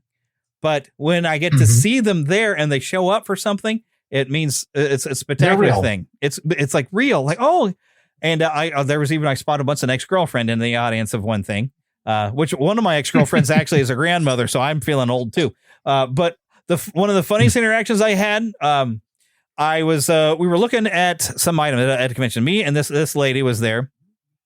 And we're talking about, like, there was something we were excited about that was coming. And she says, last year there was this guy that brought in these people. And I said, yeah, that was me. So she wasn't listening to the show, but she attends my panels. And I love that too, because not everybody who goes to my panels ends up listening to the show. I think I do gain quite a few people. There was even last Planet Comic-Con, I mentioned the watching movies with my pastor. And it's funny, these people came up to me and said, you said the podcast, what was it called? You said something is about watching movies with your pastor. I said, that's the name of it, watching movies with my pastor. So I feel like I've probably gained them, and hopefully they've transitioned. And if they're listening right now, hi, thanks for listening. Thanks for coming to the panel. That was fun. So getting the times I've gotten to interact with people at panels or when I meet stuff, but you'll find I am awkward as heck. So if you think I sound like I'm awesome, believe me, I'm a dork. I really am. When I talk about being nerd and geek culture, I'm not kidding. I am that nerd that just grew taller. Okay. And I went from being the skinny nerd to being the chubby nerd because I gained about another 100 pounds or so. So, which I really, and when I was in high school, I would have loved to have gained 100 pounds, but I'd rather have it in the muscle department and not making me pear-shaped. So, and you got a chance to come up for a panel one time. And I remember when I picked you up from the airport and you were just loving all the green grass and the hills that we have around here. We don't get too much green out here in Arizona. Yeah. At least my part of Arizona. I will say I got to go up into the forest and up onto the rim back in August. And I had one of those, I didn't know there was this much green in Arizona moments. Oh, my goodness. And I've never been to Arizona, but I've been the other side of the Colorado Rockies into Grand Junction. And suddenly everybody, they didn't have a lawn. They had a rock garden. Yep. And what you saw is pretty much what we got down here as well. So I hadn't thought of that until I had you in the car and you're just like, wow, it's so green. And look at these hills. And I was like, Oh, wow. Yeah. From Arizona. I guess you wouldn't. So, and then he got to sleep on the couch. Lucky him in our old apartment. Lucky me. And then we had like really bad frozen breakfast burritos. And that's why you also see when I get to a convention, I'm 100 miles an hour because I've got so much stuff I'm trying to cover, and I bring snack bars and stuff with you. So I was keeping us fed, and I think you were a little bewildered of how much stuff I was trying to get done. But hey, we got to talk with Timothy Zahn at that convention. Oh, you got some books signed too, didn't you? Yeah. So I let you talk to Timothy Zahn because I think you've read more of his books than I have. So I was like, here, take the mics, go. And I think we had, I think I was in college at the time. And so I had like a lapel mic, and we passed the lapel mic back around or something, I think, for that one. Mm-hmm. And I think that's one of the times I brought a lot of equipment, and Adrian was so nice to let me store my equipment in his booth. So, because I think that's the year that we had Adrian. Or maybe that was a different year. That was the following year. Yeah, because Two separate years. We had Adrian, and this ends up being a funny story, and I love telling this. They scheduled us the same time as the great Jim Cummings in the main hall. So, of course, where are the Disney fans going? They want to hear Winnie the Pooh and Tigger, not us. And we played to an empty room. Darkwing. Yeah, and Darkwing. I mean, golly. So, of course, the Disney fans didn't come hear us, even though we had a fantastic Disney artist with a lot of great stories, and I'm glad we recorded it.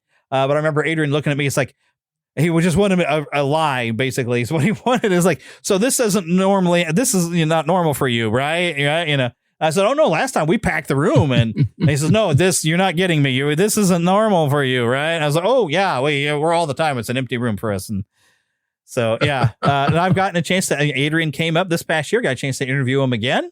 Had a lot of fun with it. Adrian's just a good dude. He really is just a good dude. And I got a signed, while we were playing audio earlier, I was showing, I've got a signed Hogwarts books that he did work on the Hogwarts Legacy. And he's got a new comic, I guess, for, is that recently released? The Fox and the Pounds. Yeah, just came out a couple of weeks ago. He has a weekly comic strip that he does for a newspaper in Idaho.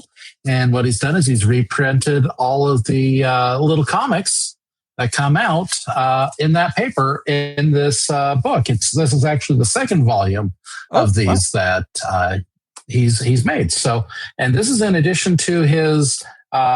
It's his characters Chim Chum and the Portly Samurai. Mm-hmm. It's basically a samurai and a fox who wander around kind of maybe sort of semi-feudal Japan. But it's just, he said a lot of it comes from his experience with his cats. And it's all just one panel humor. Yeah. But yeah, he's got these two books. He's actually created a comic book that was released a few years ago with a full issue of a new journey that he was sending these two characters on.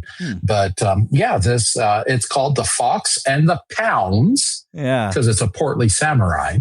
And like I said, it just came out on Amazon about 2 weeks ago, and I managed to snag a copy of it. In fact, my copy was printed the 23rd of November, 2025. Wow. I'm still waiting on my copy of his Steamboat Willie comic that he was doing with some other collaborators. And he is working on that. He was waiting for some backers to get back with their information. He actually just posted an update on his Kickstarter that said that he's moving forward with it. At the time they were getting it ready to be sent to the printer. Once it gets printed and shipped back, then they're going to start fulfilling all of the orders. Awesome. I'm anticipating that quite a bit. And I've been waiting. I feel like I've been waiting since I talked to him when he was telling me about it. Oh my goodness. But also at that, another like local artist, Kerry Callan. I got a chance to speak with him. Today, we're of course, I say today, I'm going to be sitting with a lot of people, but I'm sitting here with Kerry Callan. Hello. Local artist who made good. And I mean, very good. I mean, you might not be one of the most famous names in the world, but you've done so much incredible work between writing and your comics and Magazine and I've been reading your stuff since I can't even remember how long ago that I first found Halo and Sprocket in a comic shop. That would have been 2001 maybe when the first one came out. Probably was, because I was still dating my wife. And I remember I got it, I read it, I said, this is great, you got to read this. Hopefully she liked it, because I've noticed with Halo and Sprocket that people who don't normally read comics will actually like it a lot of times because it's a collection, a whole bunch of short stories, so people don't get bored. And it's also about everyday life, so people can relate to it. I guess I should say a little more about it. Yeah. It's about a robot and an angel who live with a young single woman. So the robot looks at everything very logically, and the angel, it's not a religious book at all, but the angel sees everything metaphysically. And then you've got poor Katie, the human, who's stuck in between the two. So she's always kind of having to deal with both these extreme viewpoints. And like I say, it's a humor book. If I hadn't said that, it's a humor book. It's like short stories. So I usually get great reviews on it, so I would recommend it. If people are interested in my writing, I would say get Halo and Sprocket. The art's more simple than it is on my other work. But thanks for bringing it up. Yeah, because I love it, like little bits, everyday things we think was a human, and seeing like the contrast with Halo and Sprocket. Like even when she's trying to prove a point, and she fills a glass, like, okay, see, it's whether or not you see this glass is half full and half empty, and they can't even see it. What she's going, it's like Sprocket's like, well, actually, it's about 40% full, and the other part is full of air. And well, his first reaction is something I've never heard before.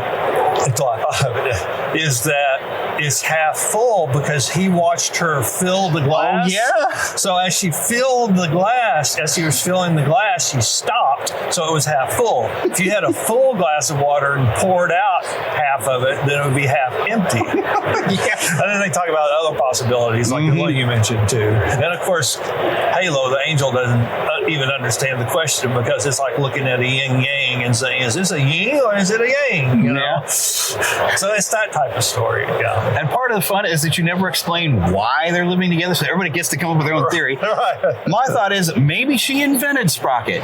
Either way, Sprocket is a new development in AI and has some sort of robotic soul, and so Halo was sent to kind of monitor his growth. More or less, yeah. And it seems to fit. Yeah. So that's my own brain theory, whatever. I know how they got together, and I don't know if I'll ever tell the story or not, because I started writing it once, and it just felt so different than these short stories that examine everyday life. And those are the two elements that are out of place, is an angel and a robot. So if I tell the origin, it's not like that, because it's not about everyday life. It's got to be more about scientific breakthroughs and angels appearing on Earth and that kind of thing. So I don't know. I don't know if I'll ever tell it, because it kind of amuses me too that you don't need it. You don't need the origin. Just enjoy the stories. We really don't. And especially, I still one of my favorite little shorts that you did in there, other than because I have 3 cats. I love the cat one you've done. But where Katie's just sitting there watching TV, Halo and Sprocket suddenly pop up in the middle of the room, shift a little thing over. It's like, great, now we do this and none of this will ever happen. And they've got like weird stuff on their heads, and you're like, I have no idea what just happened. She's like, you two are never going to explain this to me, are you? Well, they don't know. I always think in time travel stories, when people go back and change something so that it will never happen, then it never happened. So there's no story to tell. But just funny ideas. It's like we normally don't think about, but that's why I think this is probably one of the most creative bits of comedy I think I've ever read, because it's crazy stuff that you relate to, but you don't stop and think about it. So, and especially even Dirt Nap. Dirt Nap I picked up, I guess, a couple of years ago. It was something new, and I finished Halo and Sprocket and put them in a collection. It's like I don't remember the page count, 140 maybe a little more. And it occurred to me, it's like, wow, I've done enough work over time that this could have been a single story at that many pages. It didn't seem like as I was doing single pages, it just didn't feel like a big a project, but then it turned into big after I kept doing them. So anyway, I thought maybe it'd be fun to write just a single self-contained story that has a beginning and end. So that's what Dirt Nap is, which is one word. By the way, if you're looking for Dirt Nap or Halo and Sprocket, you can get them on Amazon. It's a lot easier to just type my name in, because otherwise you get sprockets and for bicycles. But going back to Dirt Nap, the premise of it basically is a guy dies and he's a ghost, and then a little later his body rises as a zombie, because a ghost obviously is a spirit without a body, and a zombie is a body without a spirit. So they end up merging back together, and then they end up fighting werewolves and vampires and that kind of thing. So, like I say, it's self-contained. You get to see the origin of the characters that are in it, and it was just a fun little romp. I love the kind of Marvel horror books as a kid, so I was basically writing it to entertain my inner child, you know. Yeah, Kerry Callan is awesome, and I feel I spend a lot of time on Facebook. People will use his art and share it without crediting him, and so I always tag him every time somebody shares one of his things. And something Adrian has been struggling with is people grabbing his art and then putting it on T-shirts and stuff without his authorization or giving him any of the money that he deserves for drawing it. So I'm very careful about that with Kerry Callan. I try to make sure, like, hey, and y'all should go and check out his stuff because he's very funny and he's got some really great comics, as we talked about in that clip in there. I got a lot more clips I want to share with y'all. I'm going to collect a lot more of the Katie Lee.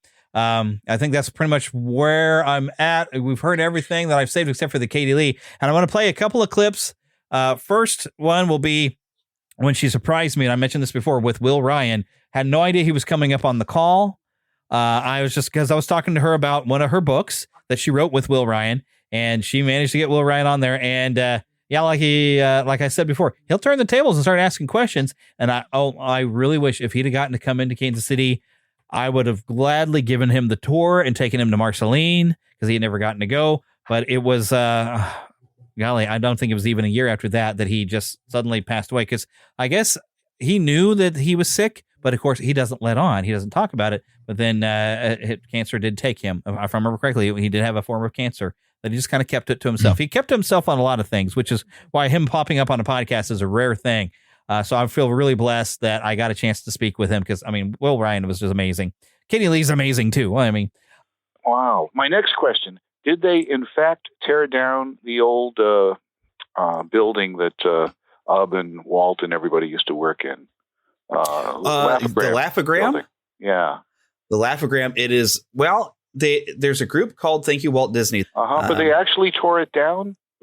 No, it's there. They put a new roof on it. If you want to talk to Jeremy, you can talk to him another time. This is our half hour for him to ask us questions. Oh, okay. Well, we can answer questions too, but I think this is of interest to the audience. Yeah. Of course, most of my audience already knows a lot of this. They already know this, okay. But that's okay. Well, I've only been your audience a couple of times. I was at the Marceline Parade once, thanks to you.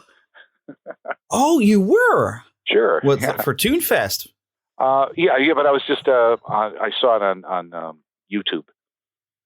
Oh, okay. So you haven't actually gotten to come out to Marceline to be a part of it? No. But I think Glenn Keane has. You got to watch what you put up there. So vicariously enjoyed it through your effort.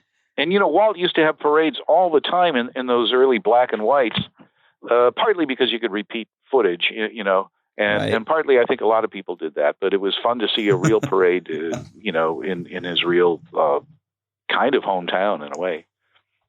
Yeah, and it's fun to watch in a small town because the parade marches down one way, then turns around and comes back, and so you see the other side. I didn't know that. Oh, great. Yeah. It surprised me the first time I went to it. I was like, what are they doing? They're coming back. Katie, have you ever been in a parade? Have I been in one? Yeah. Maybe. But I did find a picture of myself as a little girl at the Hollywood parade when I was like 3. Wow. Watching it. And not in it. We have a parade every... You were 3? You were 3? You mean like Huey, Dewey, and Louie? No. Oh, okay. I'm just trying to clarify. I like my butter clarified. I don't know if I don't think I ever was, because I think I would remember being tired. Wow. Yeah. I was in the Doodah parade once. Oh, you were? Yes. Oh, no, twice, actually. Yeah. Zippity. Okay. Which is a crazy Pasadena parade we have. It's the alternate version of the Rose Parade. And then, so the other thing that was really fun is finally Katie Lee came to a convention herself, and I got to meet her and her husband to talk about one of her books, which is about codependency. So it's a bit serious, It's got great artwork and everything. But it's not quite the humor, but it's trying to, maybe you're codependent and you don't realize it. And it's something you probably need some help with codependency. And I guess she struggled with that. I think she mentioned something like she was in a first marriage where she was a codependent. She was not in a good place. And it's basically a lot of mental health. So it's a lot more serious. But even though I don't have a codependency issue, I was still able to relate to some things I read in that book. So it was very, very good because I think everybody's going to find something and you're like, yeah, that's probably something I got to be careful about. I'm back with Katie Lee again. Again. Well, at least it's again for me. Together again. So this is going to go. I'm probably going to share this on both the Fandom Nexus and also all those of you who love Diz Radio. We have some new stuff because you've been on Diz Radio before too. Jonathan said, "Oh, I ever talked to her?" I said, "Yeah, but have you talked to her about the itty book of codependency?" The itty bitty book of codependency. Yes, my new book, which has nothing to do with voiceover, cartoons, or anything. Although it's got some cute art on the front. Oh, it's a comic book. Oh my goodness. Yeah, as a matter of fact, this is what you're looking at is the original, the first edition. Now the new ones that people can get on Amazon and at their favorite bookstore if they order it. Is a square, so it really looks like a coloring book, and it's great. The pictures are bigger, and it's a great size, and it's super fun. So now you can color it in too. Yes, it's got illustrations, and it's very simple reading, right? Yeah, 1 sentence per page. For those of you who have light reading, yeah. So it's great for even for kids. And I'm sure adults will have fun with it too. It's mainly kids. It's mainly for adults. Oh, really? But kids, it's not a kid's book. Well, you let the kids color in the pictures and you just read it. Well, a lot of adults like to color too. There you go. Yeah. So, it's just kind of fun. Ideas of, kind of to nudge you a little bit. Why don't you read some of the, what do you call them? Testimonials. Oh, testimonials. Oh, is this on the front page? Yeah, totally solicited reviews by people who owe me. I like your friend's drawings. I had fun coloring the pictures. Mom, I couldn't put this book down because I promised I would read it from Gretchen. I failed to see how this applies to me. Oh my goodness. I know plenty of friends who need this book and I'm going to borrow it from them when they're done reading it. Name with help. Is this legit? People wrote these for you, or just your sense of humor? Well, most of them are legit that people wrote, but with a sense of humor. Right. Yes, because it is a humorous look at how our behavior sometimes is nonsensical and not helpful to ourselves. Yes. Yeah, humor is a good way to do that because I bet some of this is like a hit in the head. We're like, oh, yeah, I'm kind of do that. Exactly. And it's so much fun. Like some people, they can't relate. And other ones like you, they'll read. And I get the greatest joy about watching somebody look at a page and start laughing because we're really laughing at our own behavior. Yeah. And we're relating. And it's, it's a nice way of holding up a mirror to yourself without feeling too embarrassed. Yeah, I have to laugh at myself because I'm just that weird.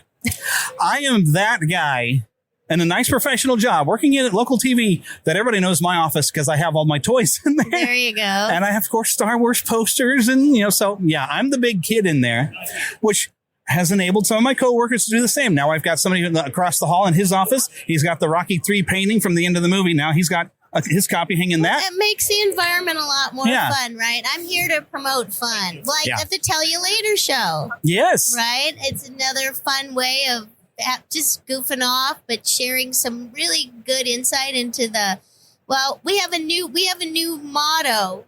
And if I can remember it, it's what's the motto? I don't know. What's the motto with you? Yeah. It's voiceover, pop culture, humor, and I don't know. I should have this memorized, right? It's my show, but it's not. What is it, Vinny? Anyway, in the meantime, voiceover, pop culture, and beyond. I got to say that a few times, right? But after Will passed away, Will Ryan, my buddy who I started the show with, they're still doing it. And this month, actually, Phil Barron is on. We got Phil Barron, who was Will's original partner, Willio and Filio. And he did Teddy Ruxpin. He's Teddy Ruxpin's voice. We got 3 or 4-parter with Phil. And it's really great, but it's so neat to meet you in person because I've only met you on the phone. Yeah, on the phone. And I think we did do camera on Skype once. Most of the time it's like I call on the phone or everything. And it's been a while. Yes, it's been a little while. Yeah, and you seem to be doing really well. It's so great to see you. I seem that way, don't I? You seem that way, at least, yes. That's the image I prefer to put out there.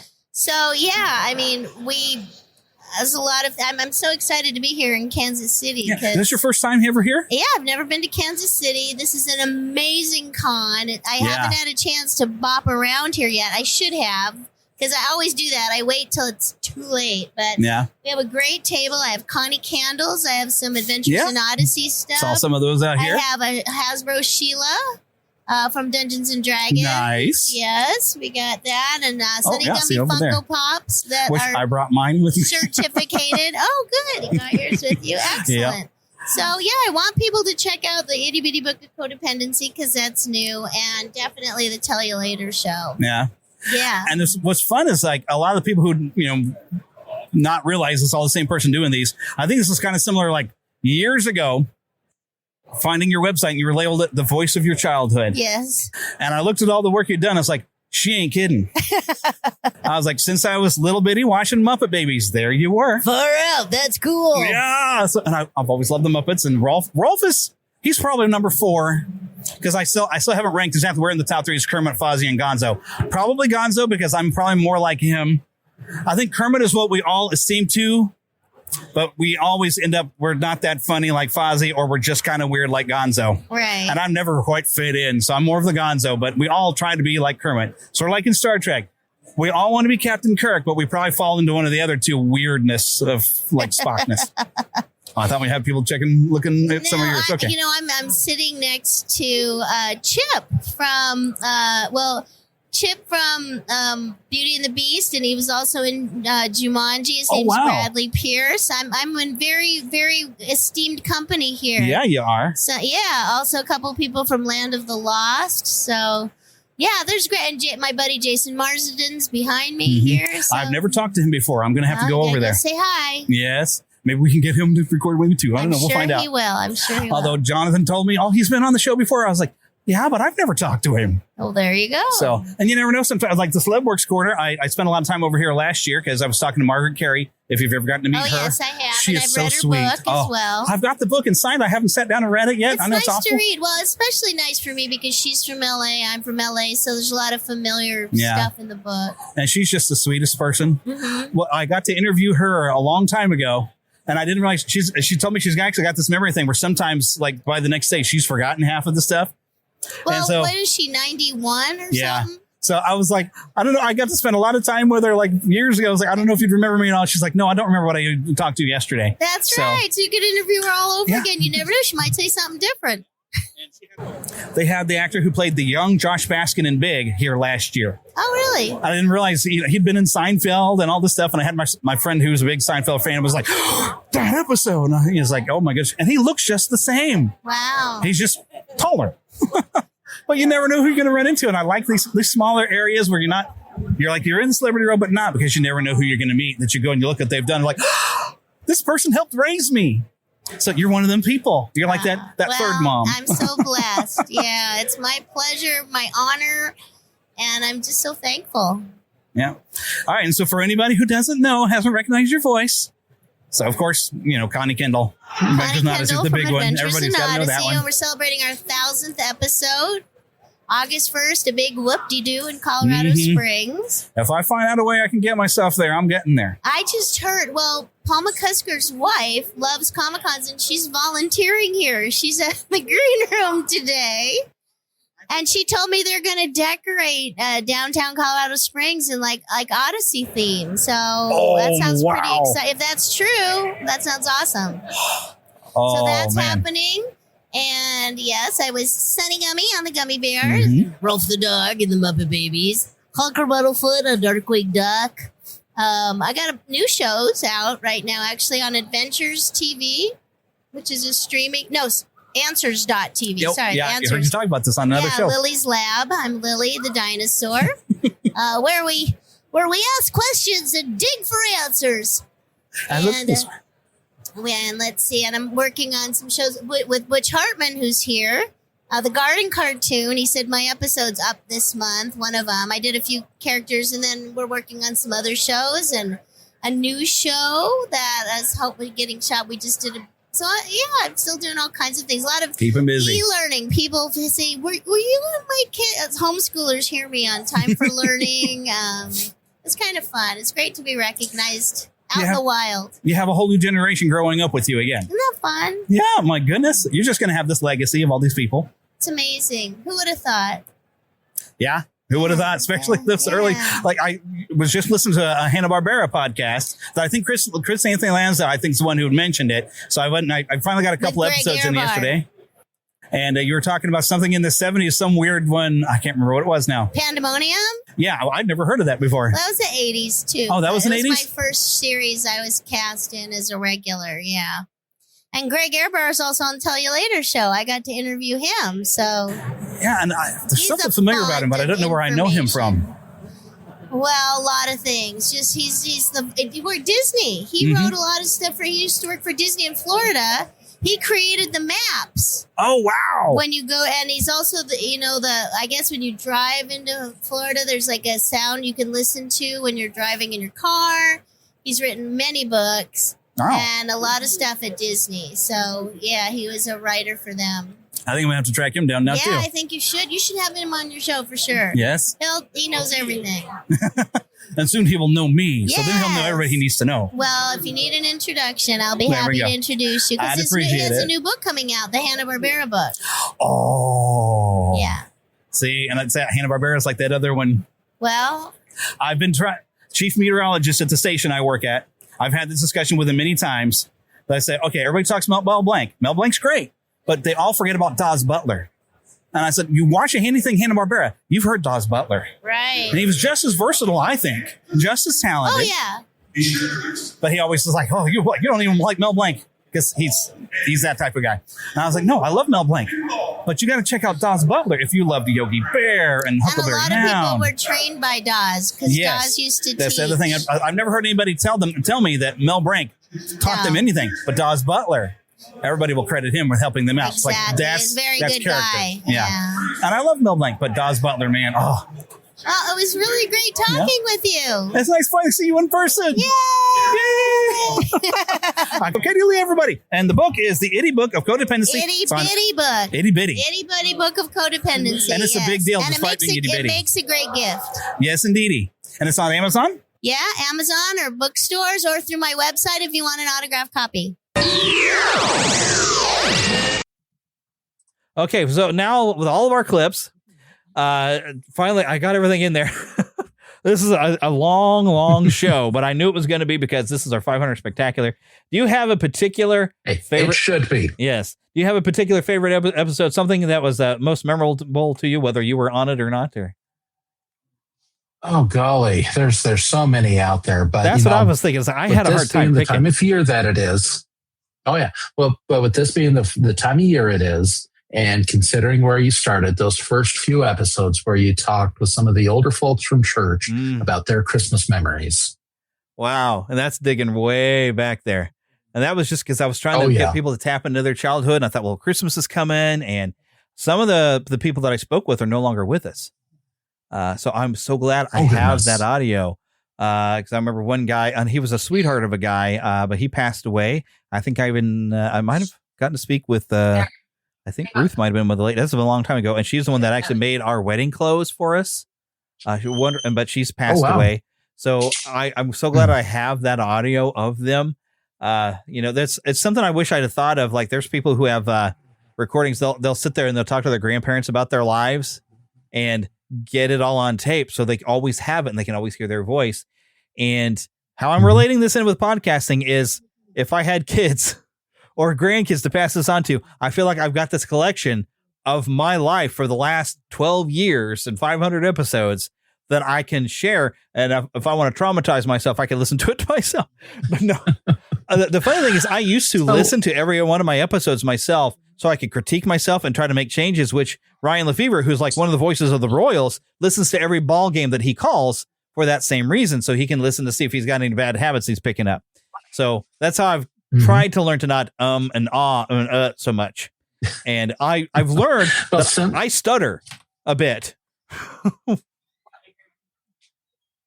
I was just going to say similarly, how much ride audio have I shared with you over the years? And how much of that audio is my kids little interjecting or sharing commentary about it? Yes. We even did a video that I've revisited lately of watching the trailer for I think it was a Star Wars movie. It must have been The Last Jedi. Yeah, it was a Star Wars movie. I remember that. And just seeing them that little brought a tear to my eye. Yeah, they grow up so fast. And even just They from knowing kids They really that do. Kids that I've helped teach in church that now they're grown up. And one of them's he's mostly blind, so we've given him a ride to church. But he's like, I think 30 now. And it's like, you were a little kid in our church. And even some other of the kids we used to teach in church that now, they're married. Now they have kids of their own. Yeah. A lot. And a lot of that has happened over the course of this podcast. We're watching kids grow up, seeing myself get older, but still being a big kid. We actually had that experience a couple of weeks ago. Sad to say it was a funeral, but we got to see so many of the kids that we knew, when we were newlyweds. And, just seeing how far those kids have come and what they've done with their lives is really incredible. Yeah. So that's one of the blessings of this is, having it all this. That's like I've got history documented, and all the people I've gotten to meet through other podcasts and celebrities and hosts and co-hosts and stuff like that.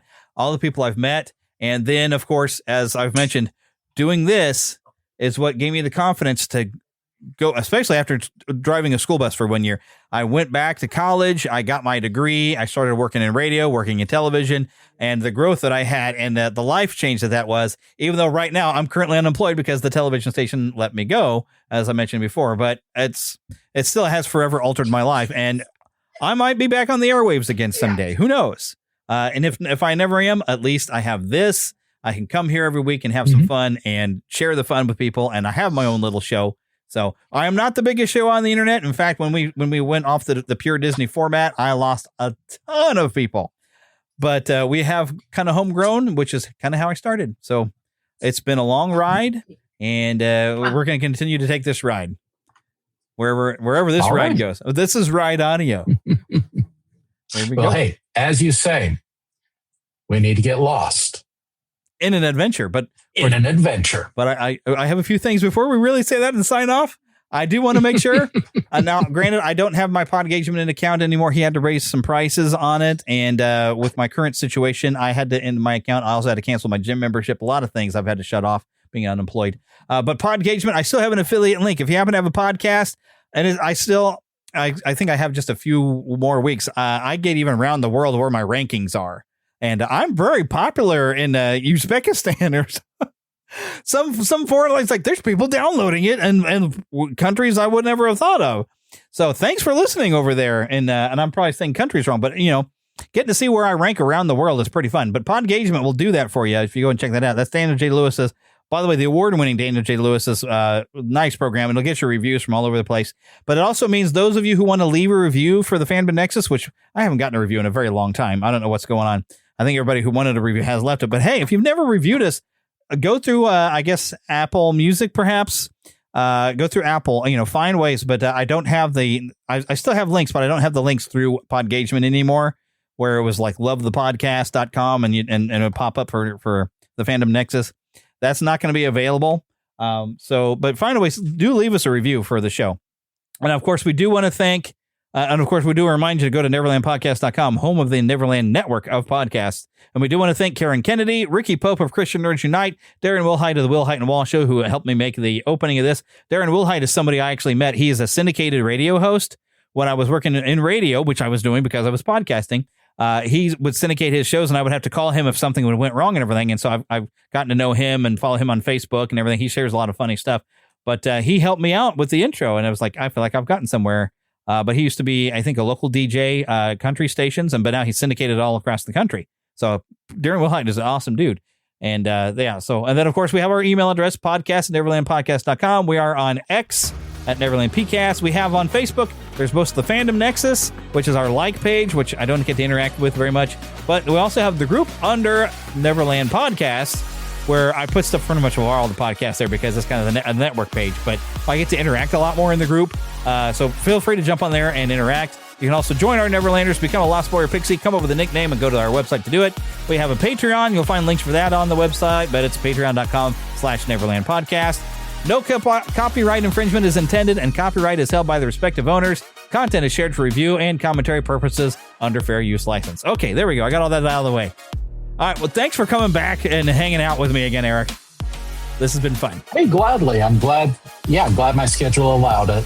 And if we can get this more often with some more regular thing, because it's fun hosting with Heather. That's always fun having my wife on because I think we have a natural rapport. But the fact that we've been married for like 22 years, so I think it's fun when we're both together. Hopefully, y'all think it's fun when I get my wife on here and talk about stuff too. And then, of course, whenever Philip and I do stuff together, we've known each other since I was 7.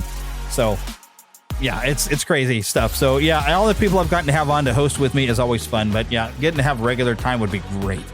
So, but yeah, thanks for coming back. I need to probably have Jesse come on and say hello sometime.